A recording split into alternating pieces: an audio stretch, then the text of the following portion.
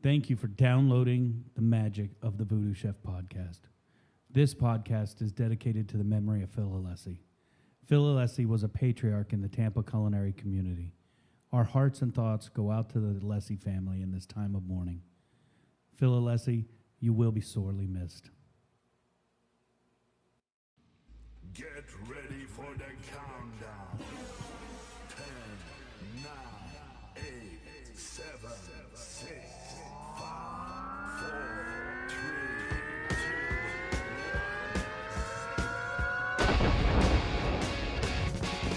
1. All right, it's time for the VooDoo Chef podcast, where we will discuss all things voodoo from the VooDoo Studios located right here in beautiful Tampa, Florida. So to all my booties out there, if you're looking for nothing but a good time, this is the place to be. Call your friends, knock on the neighbor's door, and let them know it's time to party like a rock star for the next hour. Join me and my guests and learn to voodoo like we do as we discuss our faves and the voodoo that we use. I'll put our guests on the spot as we ask for their top 3, and make sure and listen as we discuss some of our favorite war stories from the kitchens we've worked in. Sit back, grab a tall glass of your favorite libation, and enjoy this episode of the VooDoo Chef Podcast. What's going on, Voodies? We have a special episode of the VooDoo Chef Podcast. Today, I welcome back 2 of my former culinary students, Josh Bauer and Alex Lienhauser, into the VooDoo Studios. We're joined today by our special co-host, Big Mac Daddy, Vinnie Tang. Vinnie will be filling in for Ed Carmack. Ed, you're sorely missed, my friend. Enjoy as we talk about some of the antics that went on at the culinary high school program. This episode of the VooDoo Chef Podcast is brought to you by the VooDoo Chef Foundation. Log on and make your commitment to support the future of culinary education today. Here we go.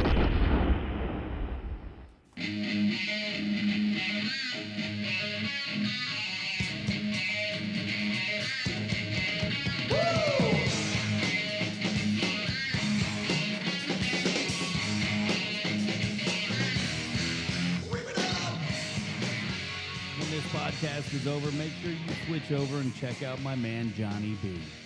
Johnny B was voted the #1 comedian in Tampa Bay 2 years running. You can hear Johnny B Monday through Friday from 10 p.m. to midnight on 102.5 The Bone. And don't worry, you don't have to live in the Tampa Bay area to check out Johnny B. Just log on to www.theboneonline.com. You can not only listen live, but you can watch live through Bone TV. Don't forget Johnny B's podcast, Johnny B Uncensored. Usually a weekly recap of his terrestrial radio show, only with a lot more bad words. Make sure and check out Johnny B, my main man, the funniest man I know. Johnny B, you're a rock star, brother.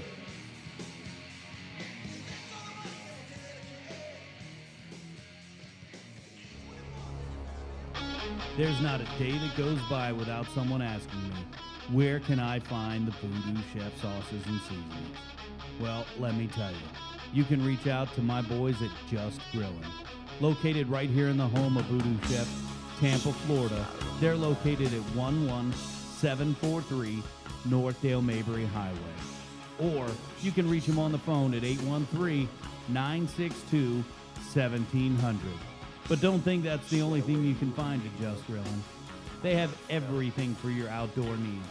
Whether you're looking for a barbecue, your favorite green egg supplies, or they'll build you a whole outdoor kitchen.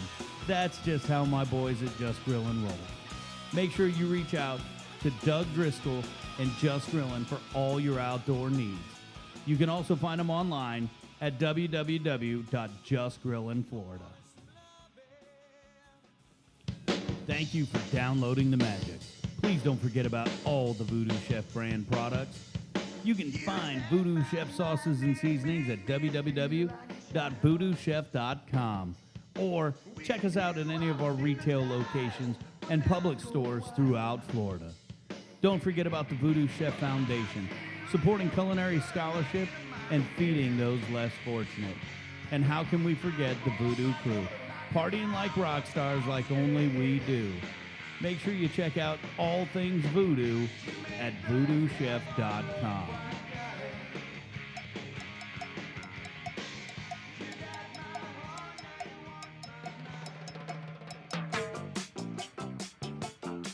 Volvemos al VooDoo Chef Podcast. All my friends. Nope.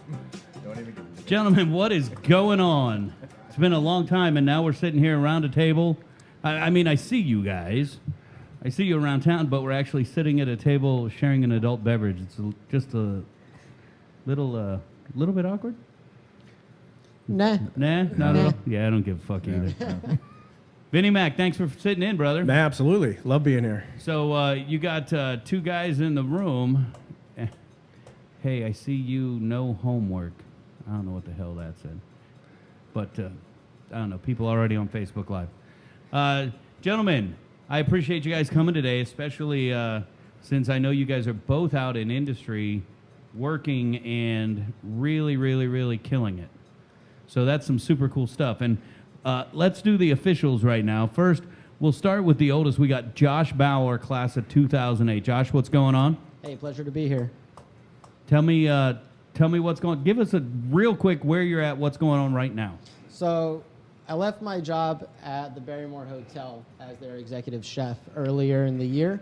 Now with a couple different catering companies, full-time with G Sushi and Catering. We're based out of Pinellas Park. We do a lot of corporate work, weddings, large events. It's fun. It's easy. It's challenging. It's hard work. I bust my ass. Yeah. It's the most difficult thing I've ever done in my life. And Alex Lienhauser, 2010-ish. Yeah, something like that. Something like that. Tell us the story, man, real quick. Alex Lienhauser's story. Give us the heads up. Where are you at? What's going on? I thought you wanted to know that I like long walks on the beach and I'm a tourist, but if not, currently I was hired on as the executive chef or kitchen manager, whatever you want to call it, for a new restaurant opening. It's going to be called The Local. It's owned by GI Entertainment, same guys that have Green Iguana, Hula Bay. Nice.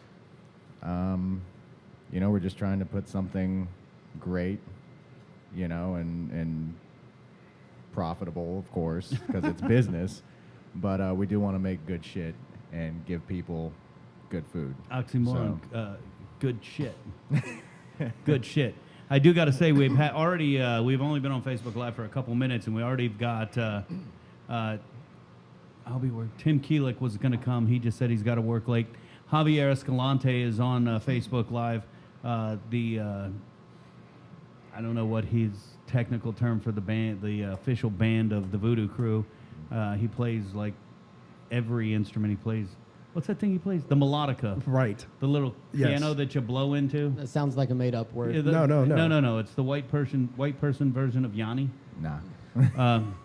And we're rocking and rolling. So we're already on Facebook Live here. So if you guys are out there, if you're watching on Facebook Live, we want to know what your best memories of high school were. And keep those coming.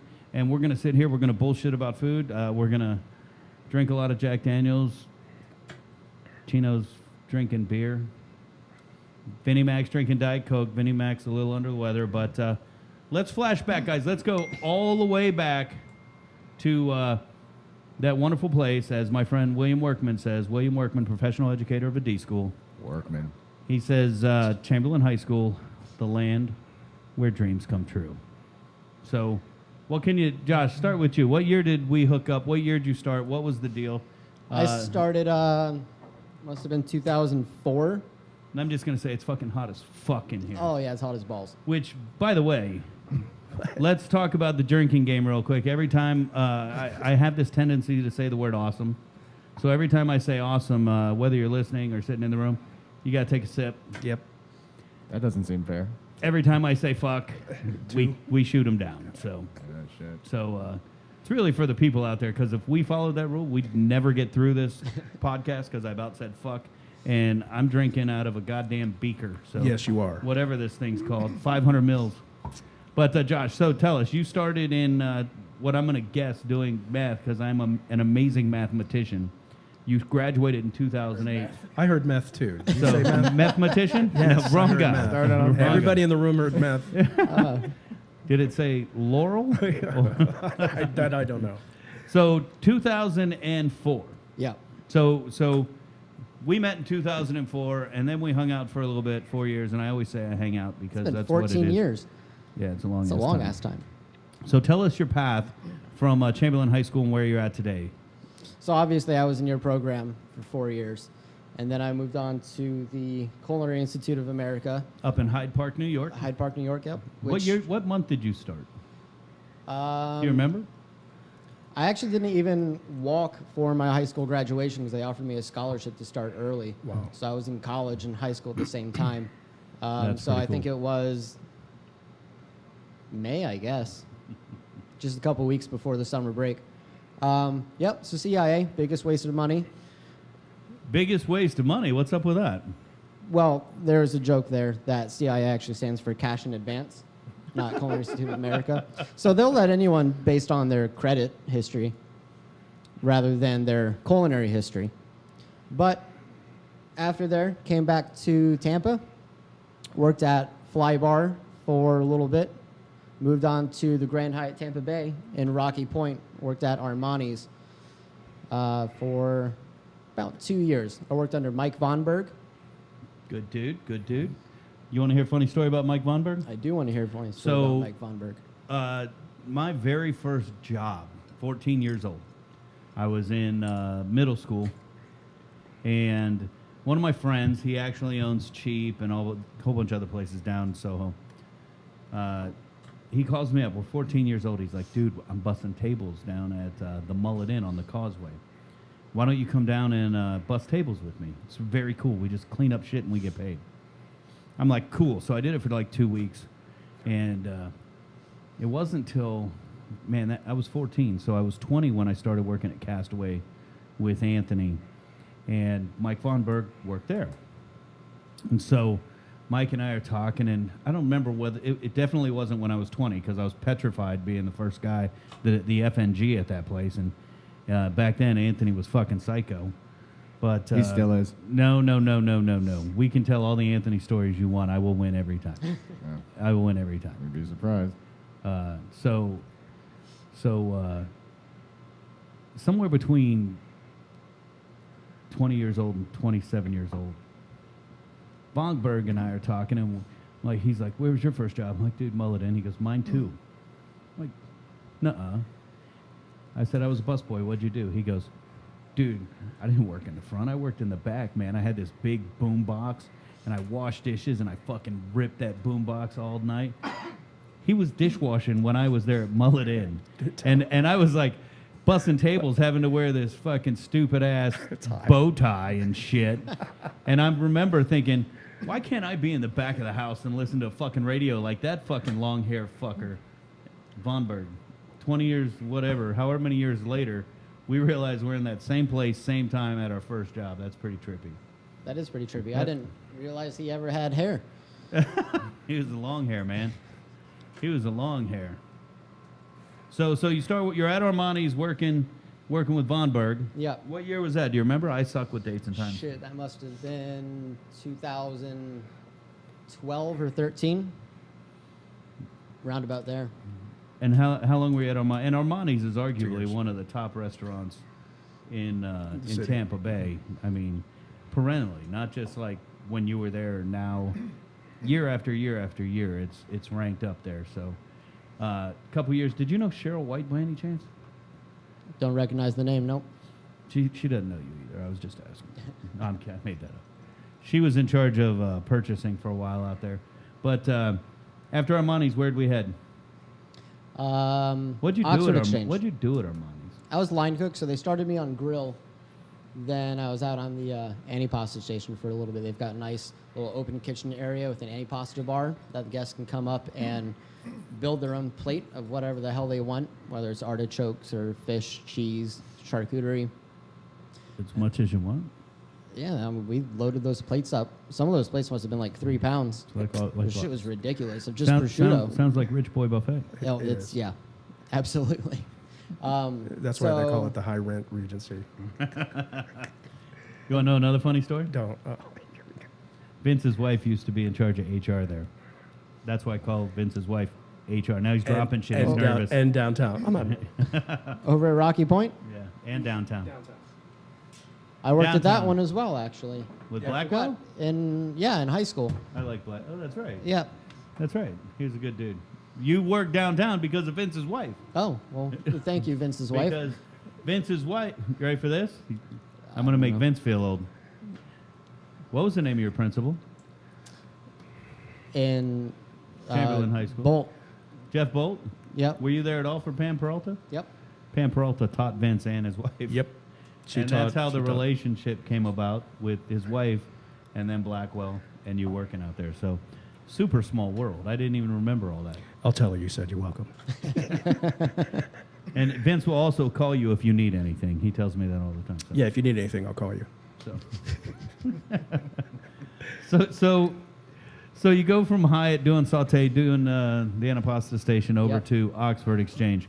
I didn't know Oxford Exchange was owned by Casper's company. Yes. They sure are, yeah. It was weird when I first started there and I got my first check and McDonald's logo was on it, and I was a little unsettled. I didn't think I would ever be working for the man. That's right. Chief fry cook, brother. What the fuck, man? So, I've never been to Oxford Exchange. Can you tell me what it is? My mother told me that if I didn't have anything nice to say, not to say anything at all. Tina, what's Oxford Exchange? I don't know. I'm Vince, cheap. what's Oxford Exchange? It's a high-end restaurant down across the street from UT. Just a very quiet place, relaxing, very up tempo. South Tampa type yuppies. thing. Douchebags. Oh, STDs. Yep. Yeah. STD, South Tampa douchebags. You're allowed to say Yeah. that. Yep.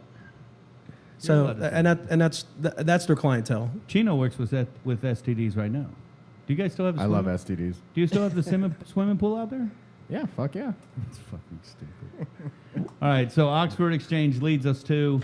I took a little working vacation, worked as a server for a little bit. I was doing like 20 hours a week, making the same amount of money, working 60 hours a week in the kitchen. So that was nice. And then I went to this little Mediterranean grill in downtown Tampa. It was called Curdy's. It's since closed down. Right in, I think it was the Element building over by Taps and the pizza spot.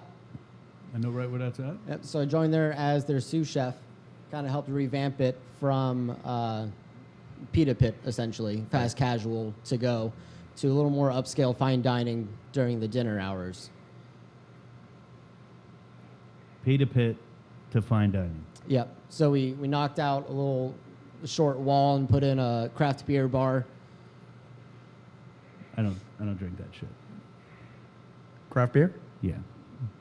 It's overrated. You know, I did find one that I kind of like. It's called Jack Daniels. Yeah, it's made in Tennessee. It's made in Tennessee. You know, who's heard of Funky Buddha? Yes. Funky Buddha's great. They make coffee maple bacon that is pretty okay. I think it's a porter or some shit like that. Yeah, see, not my thing. Chino, you all right over there? Yeah, I'm good. You need another beer already. In a minute. I might transition to the Jack. Yeah? The Maybe. Jack. You might stoop. Das Jack. He said he wasn't going to have any because felt he was stooping if he did that. One of your sponsors. I'm not going to talk shit. By sponsor, you mean I consume a lot of it. That's about it. Yeah. all right. So, Josh, server leads to Barrymore. No, that led to... What the fuck? How many jobs you got, man? Pay the fuck attention, would you? You Jamaican? Sous chef. Just went sous At, chef. at story's the gonna be just as Mediterranean long. spot. Mediterranean spot. And then I was actually at Gas Bars in Ybor for a little bit All right. on their line. Okay. Wait. I know what was next. Uh-huh. Flybar. No. What the That fuck? was first, asshole. You don't listen. Yeah, Wow. I'm typing and doing. I missed it. You need to take better notes. I need to drink more Jack. That'll help too. So after Gas Bars, that led me to the Barrymore. The Barrymore. Yep. That place Oh, was. wait, no, actually, I forgot about one. The Franciscan Center. I worked for nuns. That was Isn't that, where's that? That's near St. difficult. Davis Island? Where's that? No, that's in Tampa Heights, so Okay, just that's south right. of MLK and Boulevard. Right. Yeah. And then it kind of runs close to the bay. It's right on the river. Right. Okay. Yeah. Yeah. You know where Rick's on the River is? Right. Just on the other side of Columbus, north Okay. on the river. Yep. All right. Very cool. What'd you do for there? I was their executive chef. Working for nuns was difficult, so that was. He made the host. It was rough. If you, do you ever cook for old people? That's I- all they. That's all they. that's That's all all they I live cooked for. for That's all there. they. Then that's all they live for is their food. Yep. So that was an interesting spot. So they had, I think it was 60 or 80 rooms, and we would get, it was non-denominations. So we'd Sure. get Jewish groups in, Right. Buddhist groups, a lot of Why they gotta be Jewish? Why like they gotta be AA Buddhist? 12-step groups Okay. coming in. We did a lot of work for first responders as well. But I would have to make these menus for them and tailor it to Their Their- specific exactly, either their- religion or exactly. So these Buddhist Right. groups, and they would come in, and they were silent retreats. So they'd be there for 5 days, and no one would say a word. I couldn't listen to music in the kitchen. I What? couldn't talk. I couldn't communicate to anyone unless it was written down. Whether oh, I have a nut allergy. Can I eat this? So that was it. I mean, you Yeah. basically you took order by request via paper Well, or email. I would contact the group beforehand, before they arrived, Okay. write their menu, submit it to them, and they would have any changes, substitutions, Okay. and then I would adapt it. They'd approve it. Did you have to look it up and find out what type of food they can or Oh, can't eat? absolutely. How much Absolutely. study did you have to do that for that gig? Oh, it depends on the group. We had a lot of repeat groups as well, so once I had a couple of menus for them, I could just kind of rotate them in and out. Okay. So they got a little easier over time. Sweet. But initially, it was a pain in the ass. What do because Buddhists eat? vegan, you know? vegan food. Vegan? Yeah, they're vegetarian. They don't. Funky Buddha beer. Brother, you wouldn't be good there. No, not at all. No. Yeah, it was a lot of tofu. I don't eat bacon. Yeah. What? You don't eat bacon? They don't eat bacon. Oh, I thought you said you didn't eat bacon. Devil worshiper doesn't eat bacon. Man. That's hilarious. Swine is divine. It's God's gift. If you believe in a God, and I think bacon is the only thing that gives me hope of a God. Bro, I cured dirty bacon. I took his dirt seasoning and cured bacon with it. How was it? Bring it over. It was good. Yeah. So he gave us you had to give me what, a quarter of a belly? Maybe, Yeah, it was maybe about maybe a third. Yeah, it was about 3 to 4. I think it was 4 pounds. So I had somebody slice it down. We put it in the oven, and then who knows? They looked the wrong way, and I was like, "Fuck that! Nobody's getting no bacon." It was. They were Then depressed. my principal and I sat there and ate the whole fucking thing. The whole slab, The bro. whole It was like thing. it was this wide. It was like that. It was a whole big thing. That's beautiful. It's beautiful. So tell us how we end up at Gangster Sushi and Catering. So when I left the Barrymore, a friend of mine, who is actually the executive chef for the Mediterranean restaurant, we've worked together since Armani's. He was working with his catering company, and they asked me to jump ship and come aboard with them. And I've been there since October. And you're doing some cool stuff out there. I mean, you're just now, you're jumping on Thumbtack, right? Yep. So we're jumping on Thumbtack. We're starting to get some larger events. We just did a breakfast, I think 2 weeks ago, for 450. That was a pain in the ass. I've never had to cook. I think it was 18 pounds of eggs. No, it was 6 cases times 30, 180 pounds of eggs. I was stirring eggs for like 6 hours. That's all I did. What? It was awful. It was awful. The smell after a while of just egg, it was pretty nauseous. So before I forget, because as we continue the podcast and we keep moving on, I will. Tell us where we can find you social media-wise, where we can find G Sushi and Catering social media-wise, internet-wise. How do we get a hold of everybody at your place? So we're on Facebook and Instagram. You can find us there at G Sushi and Catering. Yeah, in those 2 places. Do you want? I can get a phone number too for our office. Absolutely. Throw it I out. don't know if I have my card on me. Where can we find Josh Bauer? I am on Instagram as the second Josh Bauer. Josh Bauer was already taken, so I was the second Josh Bauer. Is it legitimately THESECOND? No, 2 ND. What? THE, the number 2, Oh. ND, Josh Bauer. That's pretty funny. So, Vince, here's one for you while Josh is digging out that card. Crew member Corey Cheshire. I Yes. don't know. Corey and I actually worked together at Crawdaddy's back in the day. And he just posted, watching Facebook Live, I met my wife Lisa while working at the Hyatt. She was working at P.D. Brown's, and I was working banquets. All right. So the Hyatt family's growing here. No doubt. And, Way to go, Corey. and I'm showing you Josh because in a little bit we'll explain why we're showing Josh. Josh, what's the phone number? The phone number is for Gary Greeno. He's the owner of the company. 954-662-2122. Chino, you need more beer? Eh. And here's Chino. Chino works at the local, and we're going to talk about that in a minute. But I just wanted to lay note that as you're watching back, please understand the Japanese guy is not the guy that works at the sushi house. The white guy is the guy that works at the sushi house. So we just wanted clarification on that for everybody out there. Chino, you want a glass of ice before we start rapping with you? Yeah. It's on for the, it. so to the right of the oven, two doors over, when you go in the kitchen. Yeah, it's not like shit stops because you want a glass of ice. We got to keep chatting. All right, so just bottom shelf of the refrigerator, you'll find whatever ice is left. Freezer, not refrigerator. So Josh, I got to tell you,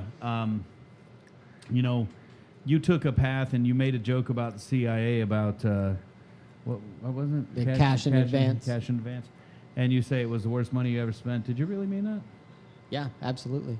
I don't think having that piece of paper when I graduated got me anything. I don't think it got me a job that I wouldn't have had before. I don't think it got me any more money working those jobs. I don't think did I learn? Absolutely. I learned. So Could I have learned all of those things without paying, $100,000? you got Yes. your 4-year? 2. It was I think it's 30 a year plus room and board. Wow. It's almost $100,000. So am I allowed to ask you real questions? Yeah. What kind of student loans did you walk out with? My parents helped me. Thank you to them. You got good parents, man. And I've been working my ass off trying to pay them down. So I see the light at the end of the tunnel now. But that was 7 years ago. I graduated. So it's like you're walking out of college with a bankruptcy on your record. Yeah, pretty much. Now, I preach education. I preach it all day, every day. Absolutely, and so do I. But if I could do it again, Okay. I would not have gone. I would have bought the textbooks. I would have worked at the right restaurants for the right people and had. So in Tampa, do you think you could have found those right people? Because one thing that is unique about the Culinary Institute of America, and that school in particular, and that's what I'm talking about, is they have the highest concentration of master chefs anywhere in the world. Their education is arguably second to none. And I understand the price tag, but you're paying for what you're getting. So do you think without those other pieces of the puzzle, with just the textbook, you would have been able to do that? Well, textbook is just one part of it. The experience is the other. Okay, so again, in Tampa, do you think we have that caliber of, I'm not saying we don't. We've got some amazing chefs here. I say all the time, we're going to be the next food market to pop. But we don't have all those certified master chefs. We don't have the fish room. We don't have the fabrication room. We don't have their store room. We don't have their pockets to be able to pull out truffles and play with truffles and things of that nature. So when you add that in, is the value still not there in your mind? I think so. I only worked with, I think, one master chef and one master baker. You worked with a masturbator? Masturbate. Worked with a few. Hard on the hands. Pretty much everybody. No names. So, who was the master chef? I couldn't even tell you his name. Master baker? Don't remember. Me. But I absolutely think I could have gotten Funny- a you know what's similar funny about experience out of chefs in Tampa So or what the you're Tampa saying Bay is area. you worked with more master chefs and master bakers at Chamberlain High School than you did at the CIA? Because we had 3 on campus. Yep. Wow. That's pretty There goes trippy. that pen. There's more. There's more. I don't plan on writing. Well, you're going to have to. We're going to talk about our top three. You got to do the top three. I can't. Okay, yeah. You're going to have to pick something. I'll help you. I could probably pick them for you. Okay, that's fine. So the mumbly little Chanker. chanker. Wow. I was going to say Moni Groan over there. Jap. Because you know I'm also German Italian. I've actually been given the nickname Axis Powers. Would that be from Anthony? No, that was from Nick. Isn't he I Greek? think. Yeah, Greekosaurus Rex. So he's just afraid of you. Maybe. Maybe. Maybe. Well, so that's Alex talking. Alex graduated 2010-ish. We'll cover that in a minute. He's working over at the local, and I know a lot of the people at the restaurant he works at. One of which is Anthony, who was my mentor from 20 years old to 27, back at the Castaway, and we could share stories back and forth all day long. But it'd be more fun if he's here and drinking lemon drops like he does. Yeah, he refuses. Yeah, I know. I know. So if you hear me call Alex Chino, that's because that's what I call Alex. A lot of people do. And a lot of times it takes me a moment to think of Alex because I call you Chino all the time. I think you're in my phone as Chino. As I should be. So Chino, tell us your path to now. I know we say 2010-ish because I dropped out. I took the long route.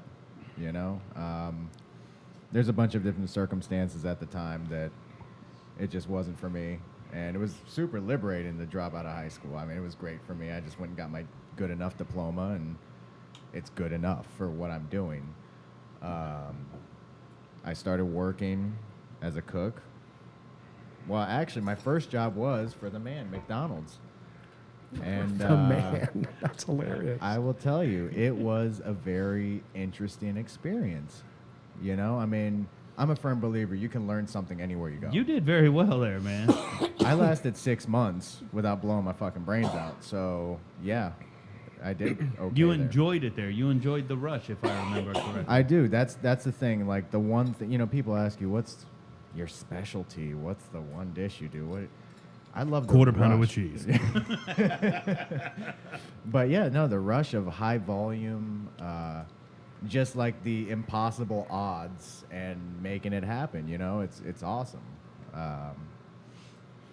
So So would you really say that that's what excites you about the restaurant is the rush? yeah. No, there's a high. Besides, you know, the drugs we do, there's a high that you get from doing it. I mean, but there's also, you know, there's people there for a paycheck and there's people that give a shit about what they're doing. Right. And, you know, I want to make a customer happy, given you can't make everybody happy. Right. But I enjoy putting a smile on people's face. And the adrenaline of getting it done. yeah.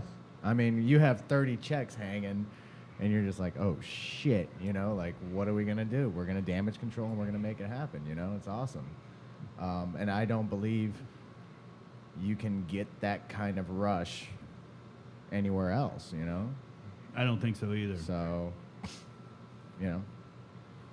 But, you know, you talk about, you know, getting your Beverly Hillbillies degree, your Uncle Jed, and moving on. I got to tell you, I truly believe you were bored in high school. You were definitely above it. You were definitely above it. But it's like the MF CEO says, sometimes you have to do the things you hate to get to do the things you want. You did take a different path, and that I'm excited that you did go.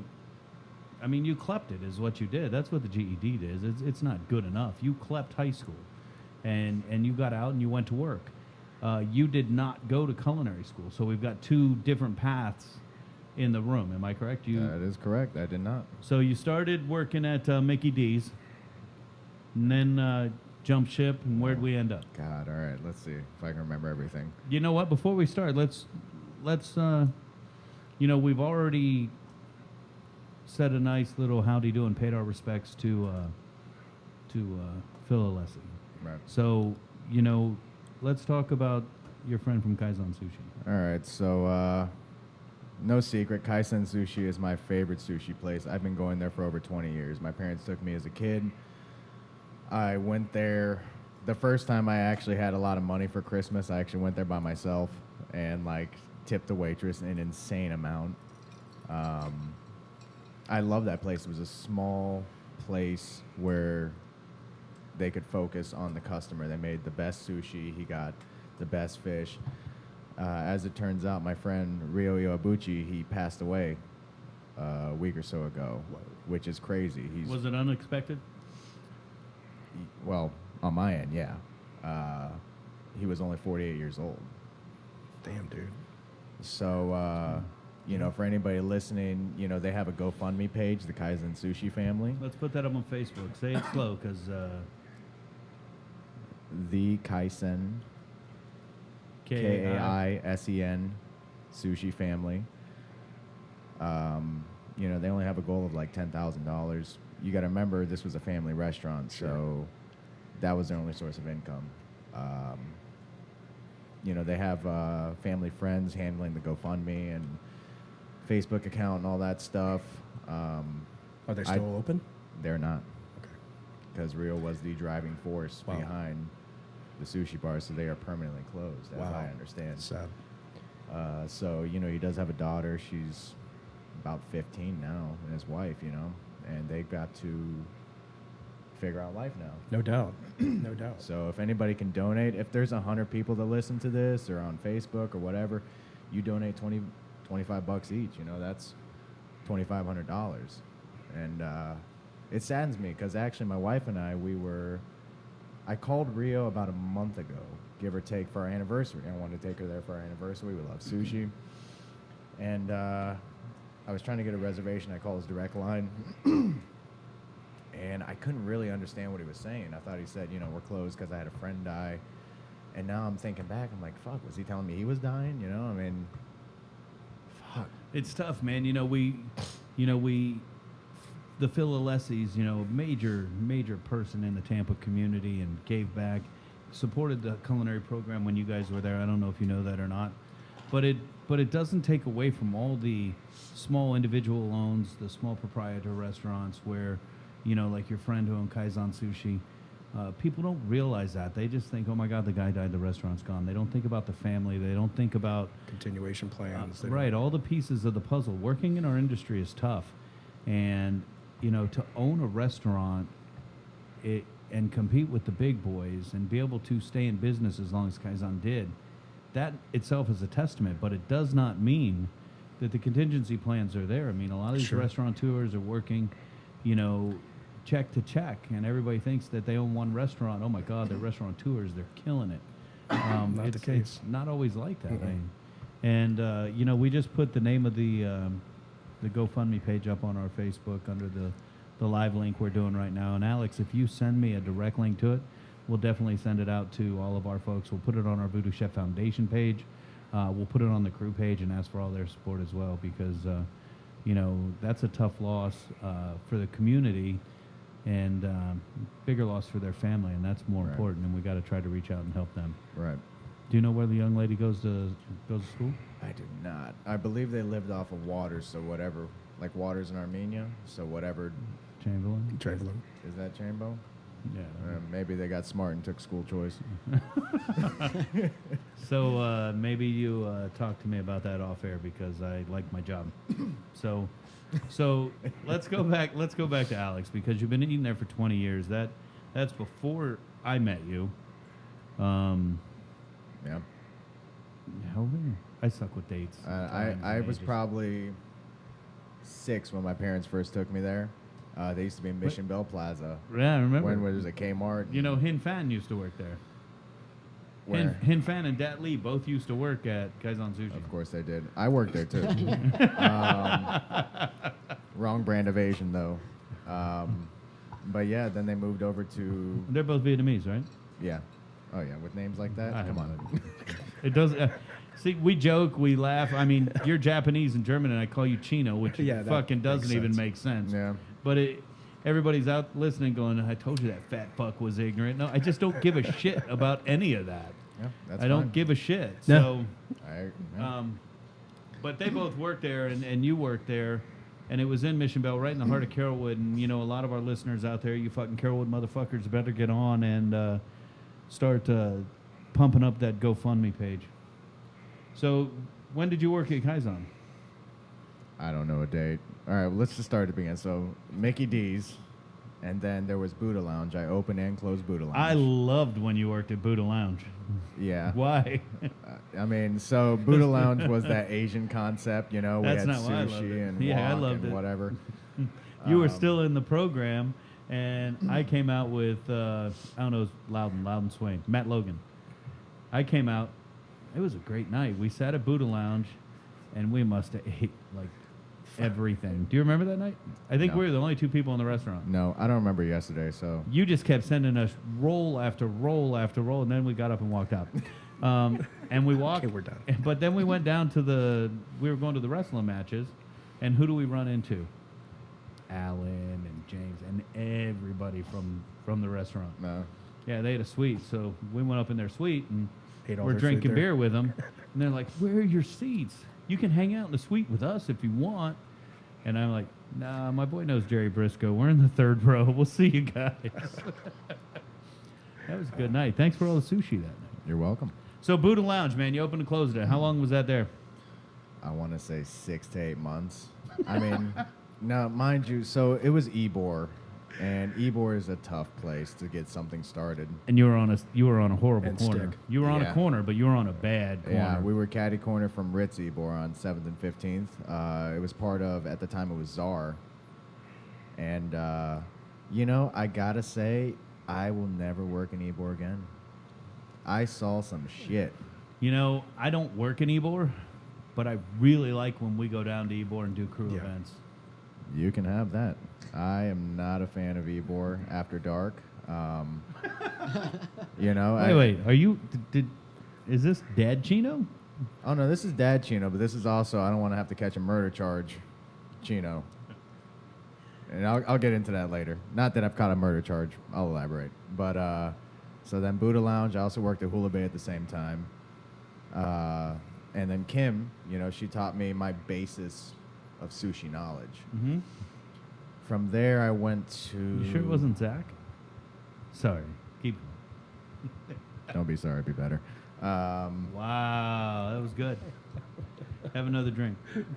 I will. From there, I believe I went to Grillsmith Carrollwood back then. And With then, Tim. No, Tim was at South Tampa. That was later. So Grillsmith Carrollwood, Bill Artis, Bill and Jimmy Vegas.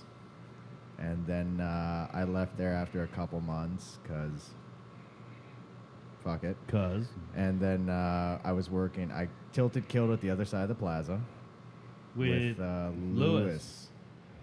Man, it's all coming back. Yeah. And then Lewis is a good guy. at some point in between there, yeah, he shaves his legs. He's an athlete. Yeah, he is. Then I worked at Kaizen, and then Rio really gave me an understanding of How the hell do you know he shaves his fucking legs?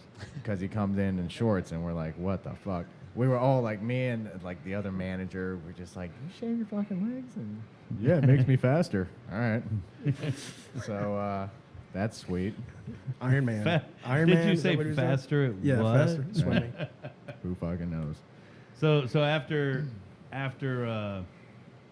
Tilted Kilt, that's when we actually ended up at Kaizen. I want to say it was after Grillsmith, maybe.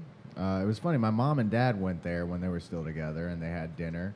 He was looking for help, and they told me, and then I went and talked to him, and I started working there. And I only lasted a couple months, mainly because I told him, well, one, I had no appreciation for a small chef-owned restaurant, you know, where you get a very intimate experience with your customer. Sure.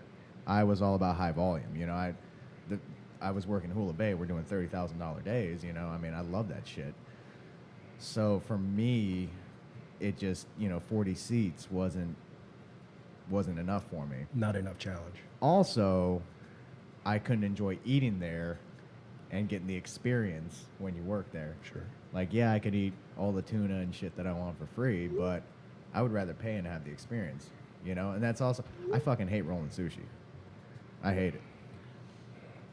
I hate it. Because I'm going to keep all my jokes to myself. No, you joke all you want, but I'm a purist. You know, I want nigiri.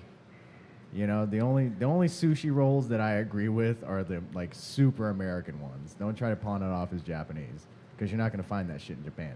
Like, put your cream cheese and your smoked salmon and whatever and deep fry that shit. I can accept that, but don't sit there and like Say that's authentic. yeah.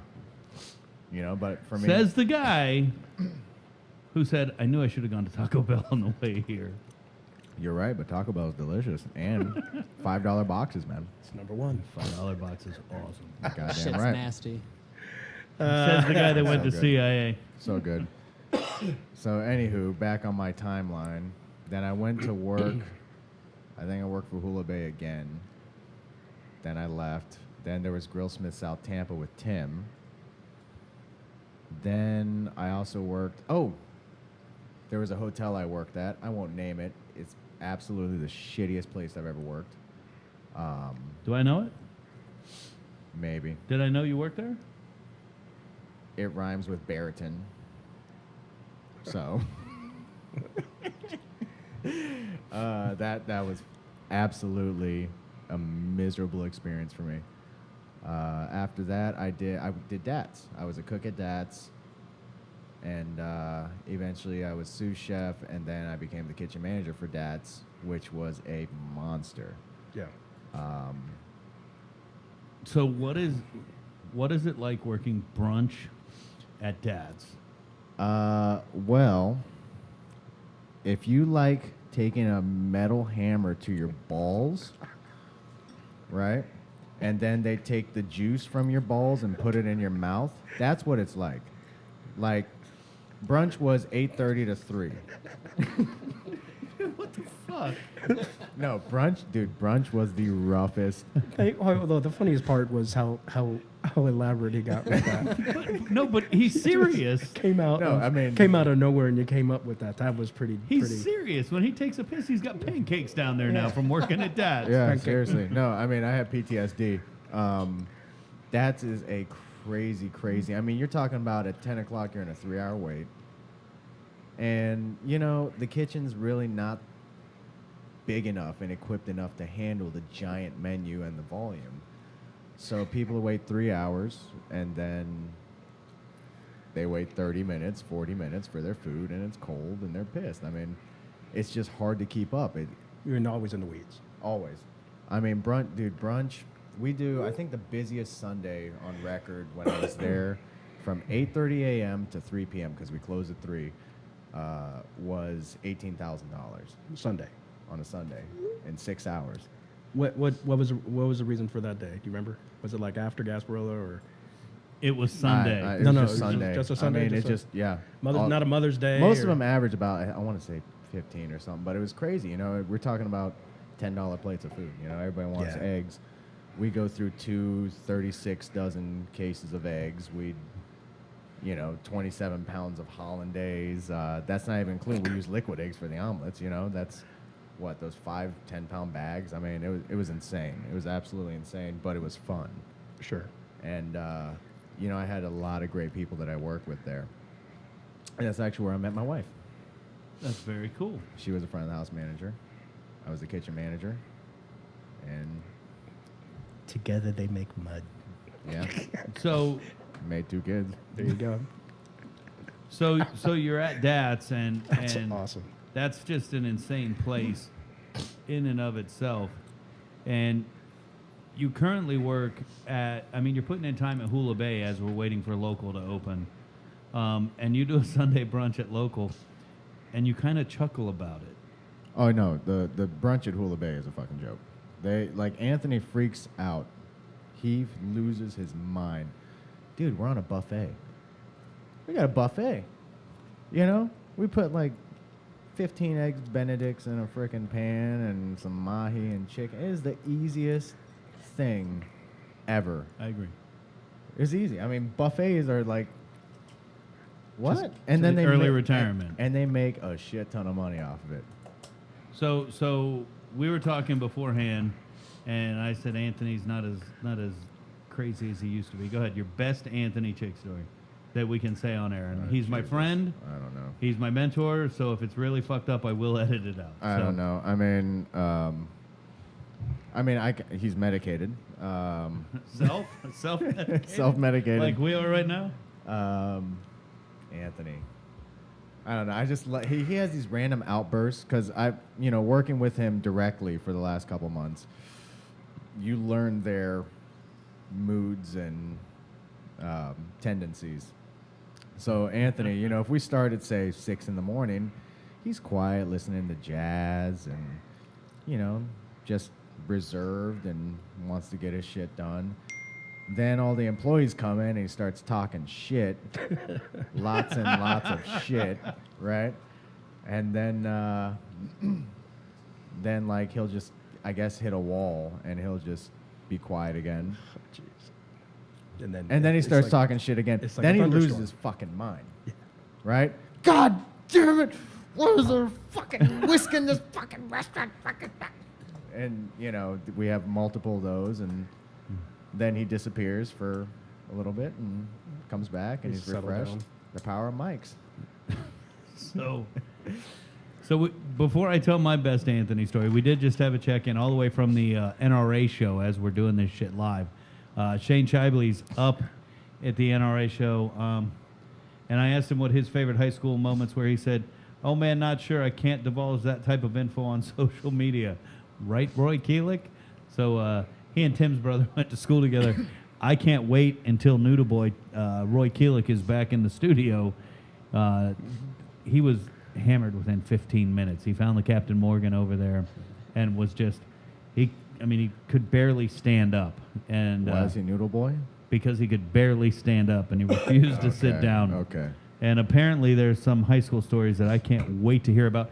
Roy Keelick is the guitar player for the official band of the Voodoo Crew, Ragged Old Souls, along with Javier Escalante, who is Multi-talented. the melodica player. I always forget that word.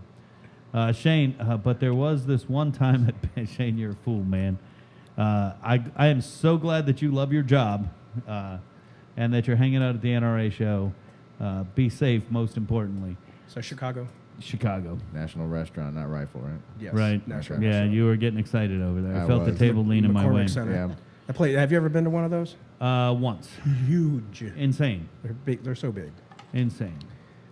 So, Anthony Chick, my favorite story, Anthony Chick. So, back in the 90s, I played in a rock and roll band here locally, Split Image, and 3 of us worked at the restaurant.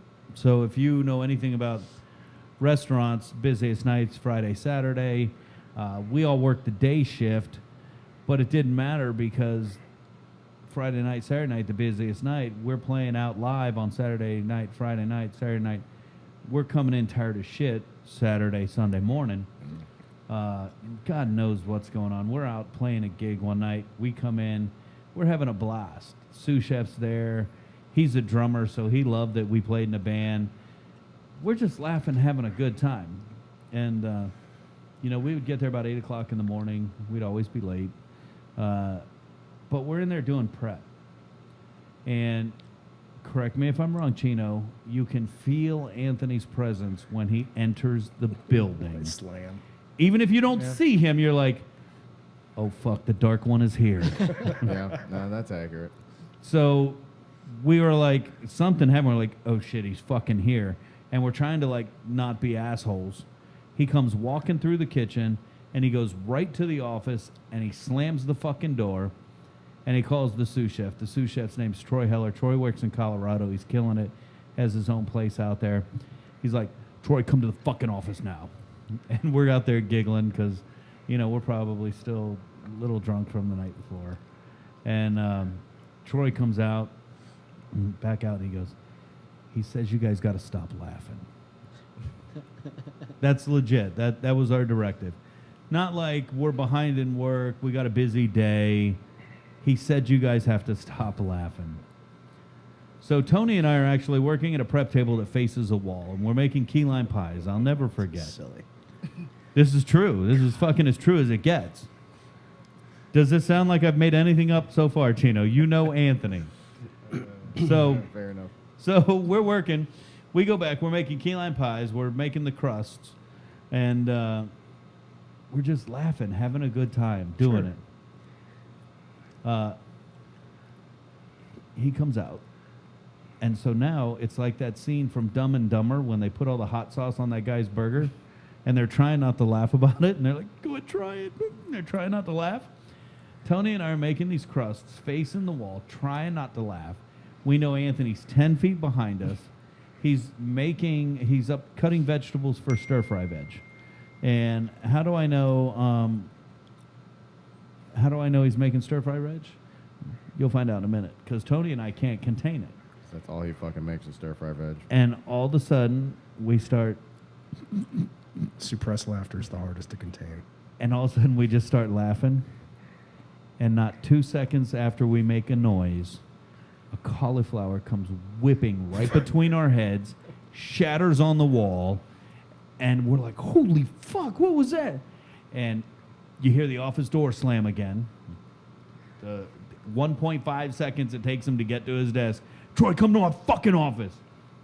Troy goes back to his office, laughing on the way back. He comes out and he says, I got to send you guys home for the day. We got fucking sent home for laughing. What? We got sent the fuck home for goddamn laughing. I tell this story all the time. I have a funny laugh story, too. So at DATS, we had the best fry guy, Olympic gold medalist fry guy, Raymundo. I don't know if you met Raymundo. Wait. Would he win? Would he beat SpongeBob at the Fry Games? I don't even fucking know SpongeBob, so yes. Raymundo was the greatest. He was the most positive. I've never seen him have a bad day. You know, I mean, some people just have shit days. They come in, they bring it into work. Ray never had a bad day. And Ray loved to laugh, and he had this very distinctive laugh. And so, you know, he's getting yelled at by anybody. We had the GM at the time, and she's sitting there just, damn it, the fucking kitchen, you need the blah, blah, blah, blah, blah. And Ray's just sitting there laughing. And she tells Andy, she's like, Andy, you fucking tell Raymundo right now. If he doesn't stop fucking laughing, I will fire him. And, you know, everybody's just like, you know, trying to contain it. And he's like, all right, Raymundo, stop laughing. Oh, God. I love that guy. He moved back to Mexico. That sucks. You have enough money to, like, be good forever? Yeah, no. Well, actually, funny enough, he moved back because he bought property and it was a scam. So he had to go figure that out. But his wife and daughters were over there. And, That's what it's about, man. you know, good for him. So I'm texting back and forth with Shane in Chicago. Sorry. I'm trying to work on something completely different as we're doing a podcast, but, you know, Yep. that's how it goes. That's our industry. Multitasker. So, yeah, Anthony is unique bird. Anthony is fun. You know, I owe him a lot, and I'm sure everybody does that works with him. And he and I were at the Alessi funeral and then went out drinking, kind of reminiscing a little bit after that. And it's, you know, he's a good dude. He does a lot for the restaurant industry here in Tampa that goes unsaid. And you could probably find somebody that worked for Anthony somewhere in any one of these restaurants across Tampa Bay. And he's got strong lineage trained by Tom Pritchard. So, you know, Josh, back to what you said, it's not always the school that you go to, it's the desire that you have. And Anthony has a 4-year degree, but not in culinary.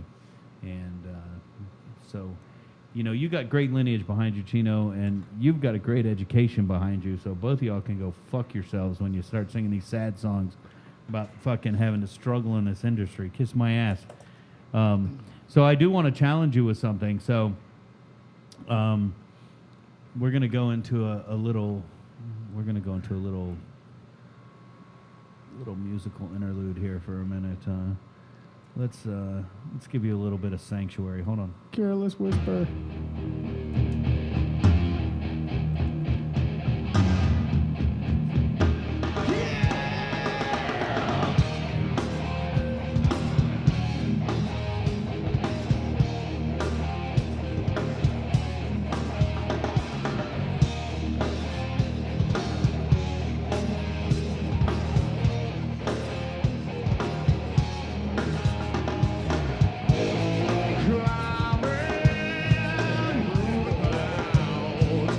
All right, we're back. Sorry about that. I had to lay one ground rule.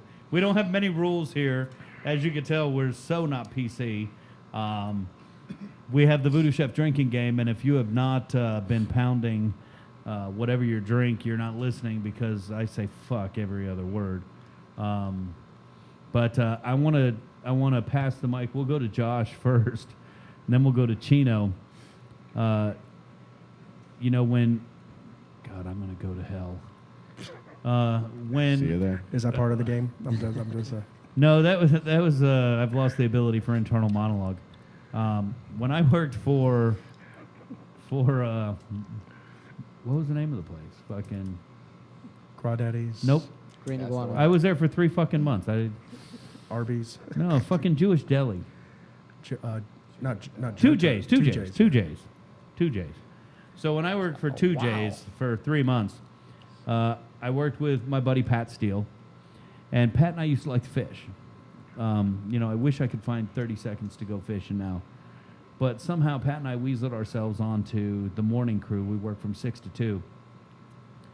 But Pat and I, you guys ever work with that person that you just know each other so well, you can put out more work and you're way more productive than you ever thought you could be? Oh, absolutely. Well, that was Pat and I, and we would be done by 11 o'clock every day, pretty much just hanging around waiting for the next shift to come in, work through lunch. And the cook would come in around noon, and Pat and I would sometimes do some of his work so that when he got there, even though we knew there was going to be a rush that would bury him, Pat and I would be like, hey, man, you got this, bro? You got this? Why don't you do... We're going to kick out, man. We did your prep, man. Let us leave. And we'd always talk him into letting us leave early. So we'd leave 12:30, 1 o'clock, and we'd go fishing over on Courtney Campbell Causeway. Now, Pat and I both have that history with Crawdaddy's, Rusty Pelican, Whiskey Joe's Crawdaddy's. So we would fish until 5 o'clock. Then we would walk over to Whiskey Joe's, and we would wade fish. So we'd be soaking wet. We'd walk right up into Whiskey Joe's soaking wet. We'd be like, hey, Gino, what's going on? He'd pour us each a pitcher of beer. We'd eat happy hour food. Tip Gino $10 and leave. This was every day. Every day. Loving life. So it got to the point where we were like, why are we buying ice? We work at a fucking restaurant. Let's just take a pickle bucket and fill it up with ice. Mm-hmm. So I asked the GM, hey, man, can we just take a bucket of ice? GM was like, no, you can't take my bucket. Dude, we throw the pickle buckets away. Oh, pickle bucket? Yeah, you can take a pickle bucket of ice. So we take a pickle bucket of ice. We go down to the bait shop. We buy our bait. We buy our beer. We put it in the bucket of ice. We go down to the fucking, wade out, got our bucket. We're out there drinking beer, fishing, go to the A couple days later, we're filling that bucket of ice. We're like, why are we buying beer? Filled the bucket with ice, filled the bucket with beer, put 2 inches ice on it, threw it in the cooler. General manager comes out, whose bucket of ice is this in the cooler? I'm like, mine? You said I could take a bucket of ice. Oh, okay, just making sure. Never did it again because I was petrified. Somebody was going to say some shit. But that day, we drank all that beer and had a blast and didn't have to pay for beer. Honest to God truth. This gentleman works for a self-made restaurant here in Tampa, one of the locals that has a name. I mean, they've been on Food Network. They've been shown all around. I run into him, and I see him all the time. I run into him at Publix, and I'm like, hey, man, you know him. That's what's funny. He worked with one of the restaurant groups you worked for. I see him at Publix, and I'm like, hey, bro, can we chat? And he's like, yeah. I go, look, I got to tell you something. This is for me, not for you. Remember how Pat and I used to go fishing? He's like, yeah. You guys used to go every day. I thought it was cool that you guys could get, yeah. Remember how you used to let us take ice? Well, yeah. I go, dude, one time I filled the bucket with beer and only put like 2 inches ice on top. And he's laughing with me as I'm telling the story until I tell him that I filled the bucket with beer and then ice. And he fucking just, his whole demeanor changed. He stopped laughing. He stopped talking to me, turned around and walked away.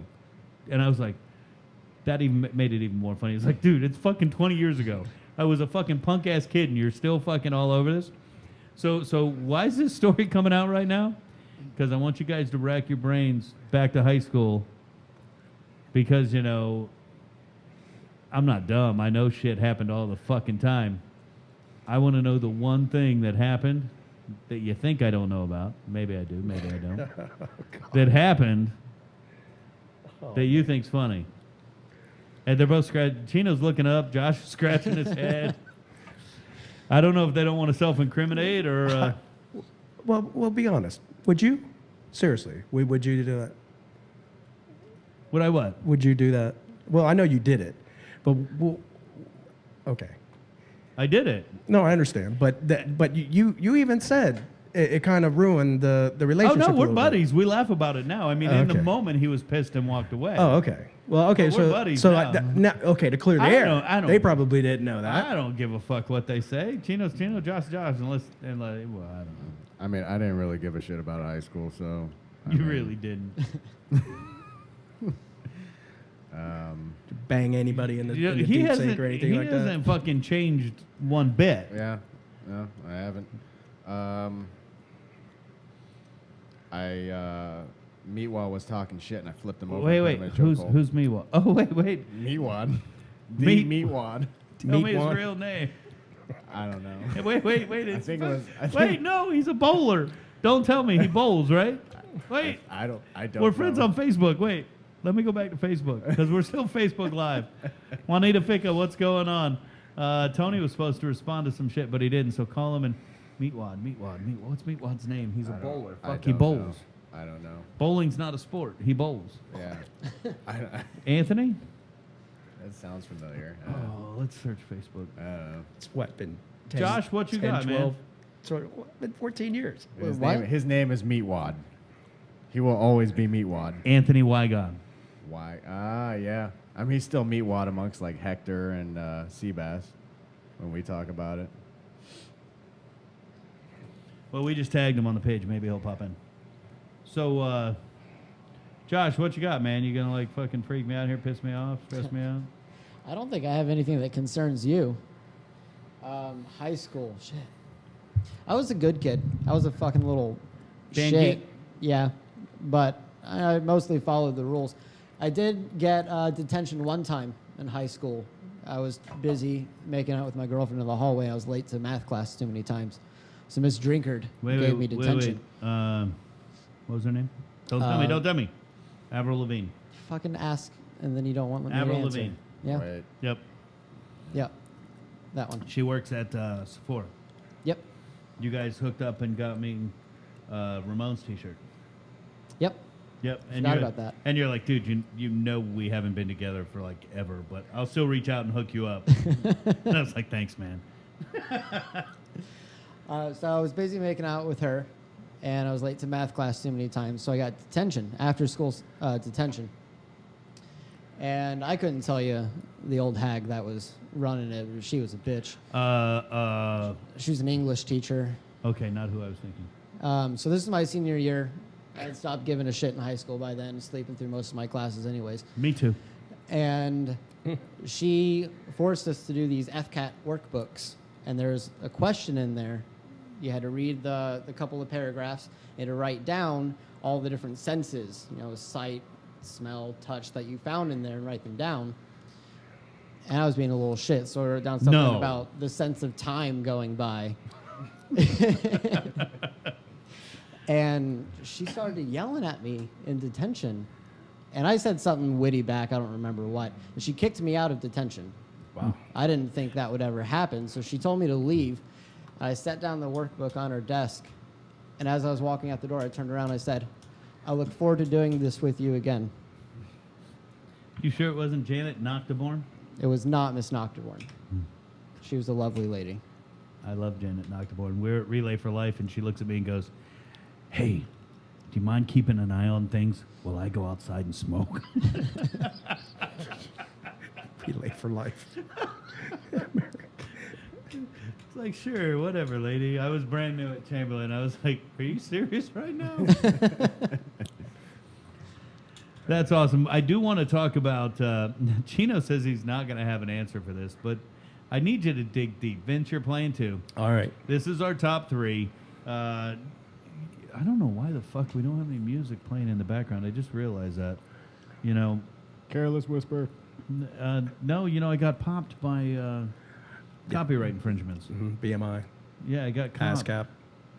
So, you know, we had to go to select music. And Why we had don't to- you play some of your split image songs? No, that's what we do. We play Split Image, we play Jason Moore, and we play Lovesick. So, you know, I'm on this big Lovesick trip right now.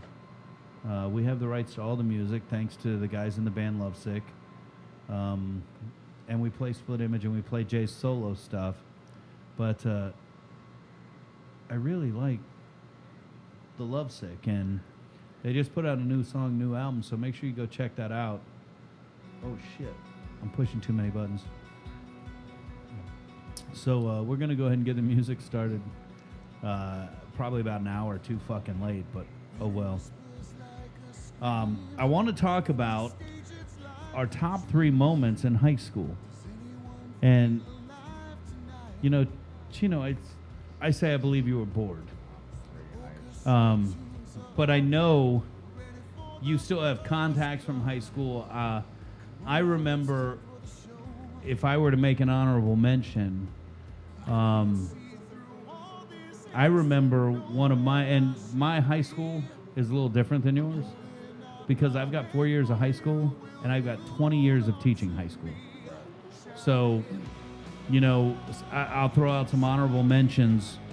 One of my honorable mentions is you, Hector, and Bass call up Colazzo and myself and you say, hey, we're over at this restaurant. I don't even know the name of the fucking place. What's the name of the place? Was it, Behind Winn-Dixie. yeah, Chanian. Excuse me? Yan, Y-U-A-N, like the Yeah. currency, yeah. Best fucking dim sum in town. So we're over there, and you guys got this.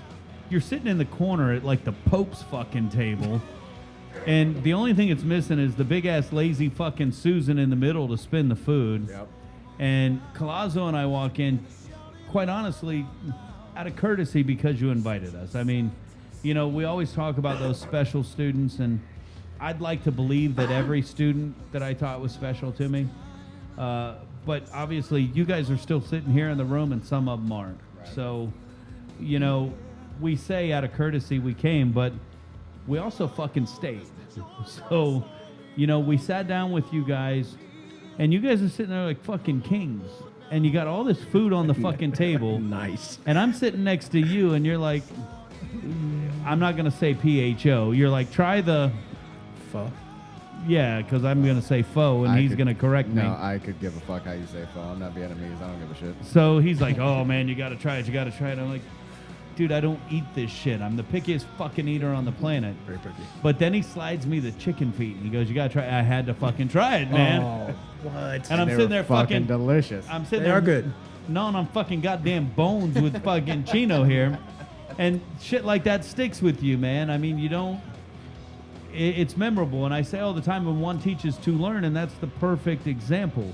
I always hope that I impart something on everybody, no matter what it is. I say all the time, I'm not a fucking culinarian, but nobody in the district can teach like I do. But when one teaches to learn, and that day you definitely taught me.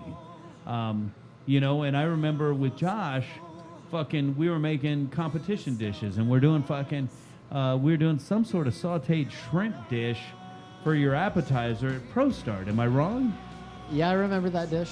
I mean, I don't Vaguely. remember exactly what it was, but I remember getting ready for Pro Start with you and Ian and Taco. Yep. There's one more person. There you go. Couldn't tell you. They're going to fucking get me on Facebook and go, fuck you, you fat motherfucker. It's okay. I take hate as much as I take anything else. I love it all. Just make sure you spell my name right. It's with a K. And there's an S on the end. So, you know, there's always some takeaway that you can find. You know, I'll never forget playing high school football with the guys I played with. And, you know, man, a week ago, I don't remember when it was. I suck. We were over at Jefferson High School, my alma mater, feeding 40 students. And the quarterback of the football team, when I played there and we won all kinds of trophies, called somebody in the room because he knew I was going to be there and talked to me on the phone that day. And we played together. those are good feelings, That is and those are honorable mentions. But there has to be 3 takeaways you can find. Has to be. And I know you have them because I believe I could talk about some things that I think are special to you. So we'll go 3, 2, 1 in that order. And volunteer to start? I'll do it. All right, Vinnie Mac, Okay. as you do that. And I am climbing way back in history. All right. So, Vince, give us, I know both these cats and we spent some time together. Give us Vince's background and tell us a little bit about Vince. Okay. Give us your background and let us know Yeah. what's going on. So the listeners hear me talk to you and we laugh and joke. Sure. And your podcast, I don't know if you knew this. I don't know if I told you. Maybe I didn't want to build your head up. The top hitting podcast there is. Sweet. So, share a little bit Wow, about that's Vince. impressive. Okay. And let us know what the Vince story is. And then give us your number 3 top high school top high school memory. Well, I'm older than everybody here by a lot. But make a long story short, because I can make it a long story very long. I was born in New York, but grew up in Miami, and I did most of my school in Miami. And then all of a sudden, in 1976, I moved to Tampa and went to my 1 year my 1 year as a senior in high school here at Thomas Jefferson, and graduating class of '77. You guys don't know this, but nobody's in the room. It's just me talking. So, make a long story short, again, what we did was I did a lot of sports, had a lot of friends in Miami, and was in drama. I was very good in drama, was very good with sports that I did play, with soccer and football. So a lot of the high school memories I had from Miami were in sporting events and or drama. When I moved to Tampa, I was in a kind of a depressed state because I had to move from all my friends and everything. So when I got here, I had to start all over from scratch. I liked football and I was good at football, so I played on the football team, and then was also in choir, did choir thing, and actually got out of high school, went right into the Navy, was from the Navy for 4 years, got out after I served time in did my duty in San Diego, Orlando, and I was on the John F. Kennedy and also on the USS Nassau. I was a hospital corpsman there, and got to learn a little bit about culinary because we took care of, as a corpsman, we took care of a lot of sanitary and everything like that. We did the inspections and the food inspections for all the galleys. So after that, I got out and had nothing to do with culinary, had nothing to do with anything that I was in the hospital corpsman for. I went out and worked at just doing retail. Then I got into outside sales. Then I got into insurance sales. And when you guys were talking about the untimely death of a restaurant owner, one thing for recommendation, because I was in insurance for about 25 years, doing life and health insurance for groups and as well as individuals. This is the perfect time for you guys because they're so young. Start looking at some type of life insurance or some type of disability, things like that, because heaven forbid if something happens, you want to make sure that not only you protect your families, but you take care of your children and your businesses and whichever way you go, because that's the big thing. And that's why you don't have to worry about GoFundMe pages and things like that. Right. So just prepare yourself for the future. Insurance at your age is a lot less expensive than it is at my age. So then I got into working with water filters. After my 25 years I was done with that, with the insurance, and then I'm doing water filters for the last 6, going on 7 years now, working with a lot with restaurants and things like that. My wife was working at the Hyatt, and Eric and my wife Susan had the HR thing going. And we talked about this a minute ago. It's funny, my mentor in education, Pam Peralta, right, was actually a teacher who taught both you and Susan. She taught me in humanities. I took her humanities class. I think she passed me because I was, you know, I was all that, man. I was player. And she was a nice lady. She was a great teacher. I just wasn't. I skated through my senior year because I moved in my senior year. So, but that was one of the most depressing things when I first got here was I missed all my friends from Tampa. I mean, from Miami. What the fuck? Why are you digging in my fucking ice like that, bitch? You're giving him shit ice. What is this? That's soda. Ice out of my styrofoam cup. Put that on the Facebook. Because I'm as ghetto as it Facebook comes. Live. It's for you, right? Yeah, fill that bitch up. You can open another bottle, man. There's like 8 of them over there. We can always open tequila, too. So just All right, glad so I to- didn't mean to cut off. No, but you're all Chino good. was like digging his hands in my fucking ice. Cause Yeah, and that's His never ice good. is brown. I like stole it from shit. another cup. Cup of ice. So that brings us back to here, and then how we met was through my wife Susan, and then with the VooDoo crew. But I've always been cooking since I got out of the military. But I don't cook for anybody other than for family reunions. Not yet, because I got asked to do an event and I can't make it, and you're going to be filling in for me, right? Yep. That's for the mid-June. Mid-June, possibly over at Guitar Center in Tampa. Okay, we can talk about it later. Yeah, but I want to give props. I want people to come the fuck out. Oh yeah. Because not only are they going to get to taste some magic, maybe make a little Vinnie Tang mix. Oh, you know it. And Vince is going to be out there selling his pork, and you know what? It's fucking awesome. You do an amazing job with it. Thank you. It's been a lot of years practicing, but you know, it's just something that I love to do, and the people that I do it for, it's just love. I grew up hungry kid, man. So when I get a chance to feed other people, I go all crazy. I go all out. If you don't come to my house when I invite you and you don't bring your own damn Tupperware, I'm going to give you something to take some stuff home. So I'm going to feed you for today and for the next couple days. That's just me. So if you guys ever are in the neighborhood. All right, we're drinking a fuck ton in here. I mean, we're almost through our first bottle of Jack. Oh, hold on. Wait. Clarify that. Vince is not. Vince is sick. He's That's on right. antibiotics. But me and the boys, we're all drinking beer. We're all drinking Jack. We're almost through the first bottle. But I got to tell you, I think Sean Vest has had more than all of us. He posted some shit up here on Facebook. The comments are scrolling faster than I could see them. I don't know how to make them, so it's all I see. But Sean says something about, that's what you taught me. And he's spelling like, you know, like Chamberlain's in A school, dog. That's what you taught me. The way people see things doesn't always have to be the way it is. Show them what they want to see. You're my favorite moment. Hey, man, that's cool of you, Sean. Sean's he can't spell, but he can build a motherfucking bridge, and he's out there building bridges right now. I hope it's all math that you were a rock star at, Sean. I'm just fucking with you. Or math. And congratulations to you and Caitlin for that engagement. Keep building bigger bridges so you can buy her bigger rings, brother. That's it. Do either of you know Caitlin Rowe? Nope. No? Well, if Josh doesn't, you don't, because she was before both y'all. So, Vince. Third Third favorite high school moment. I was in drama. I was in drama in 1974. Solid show, man. I was a sophomore. What year?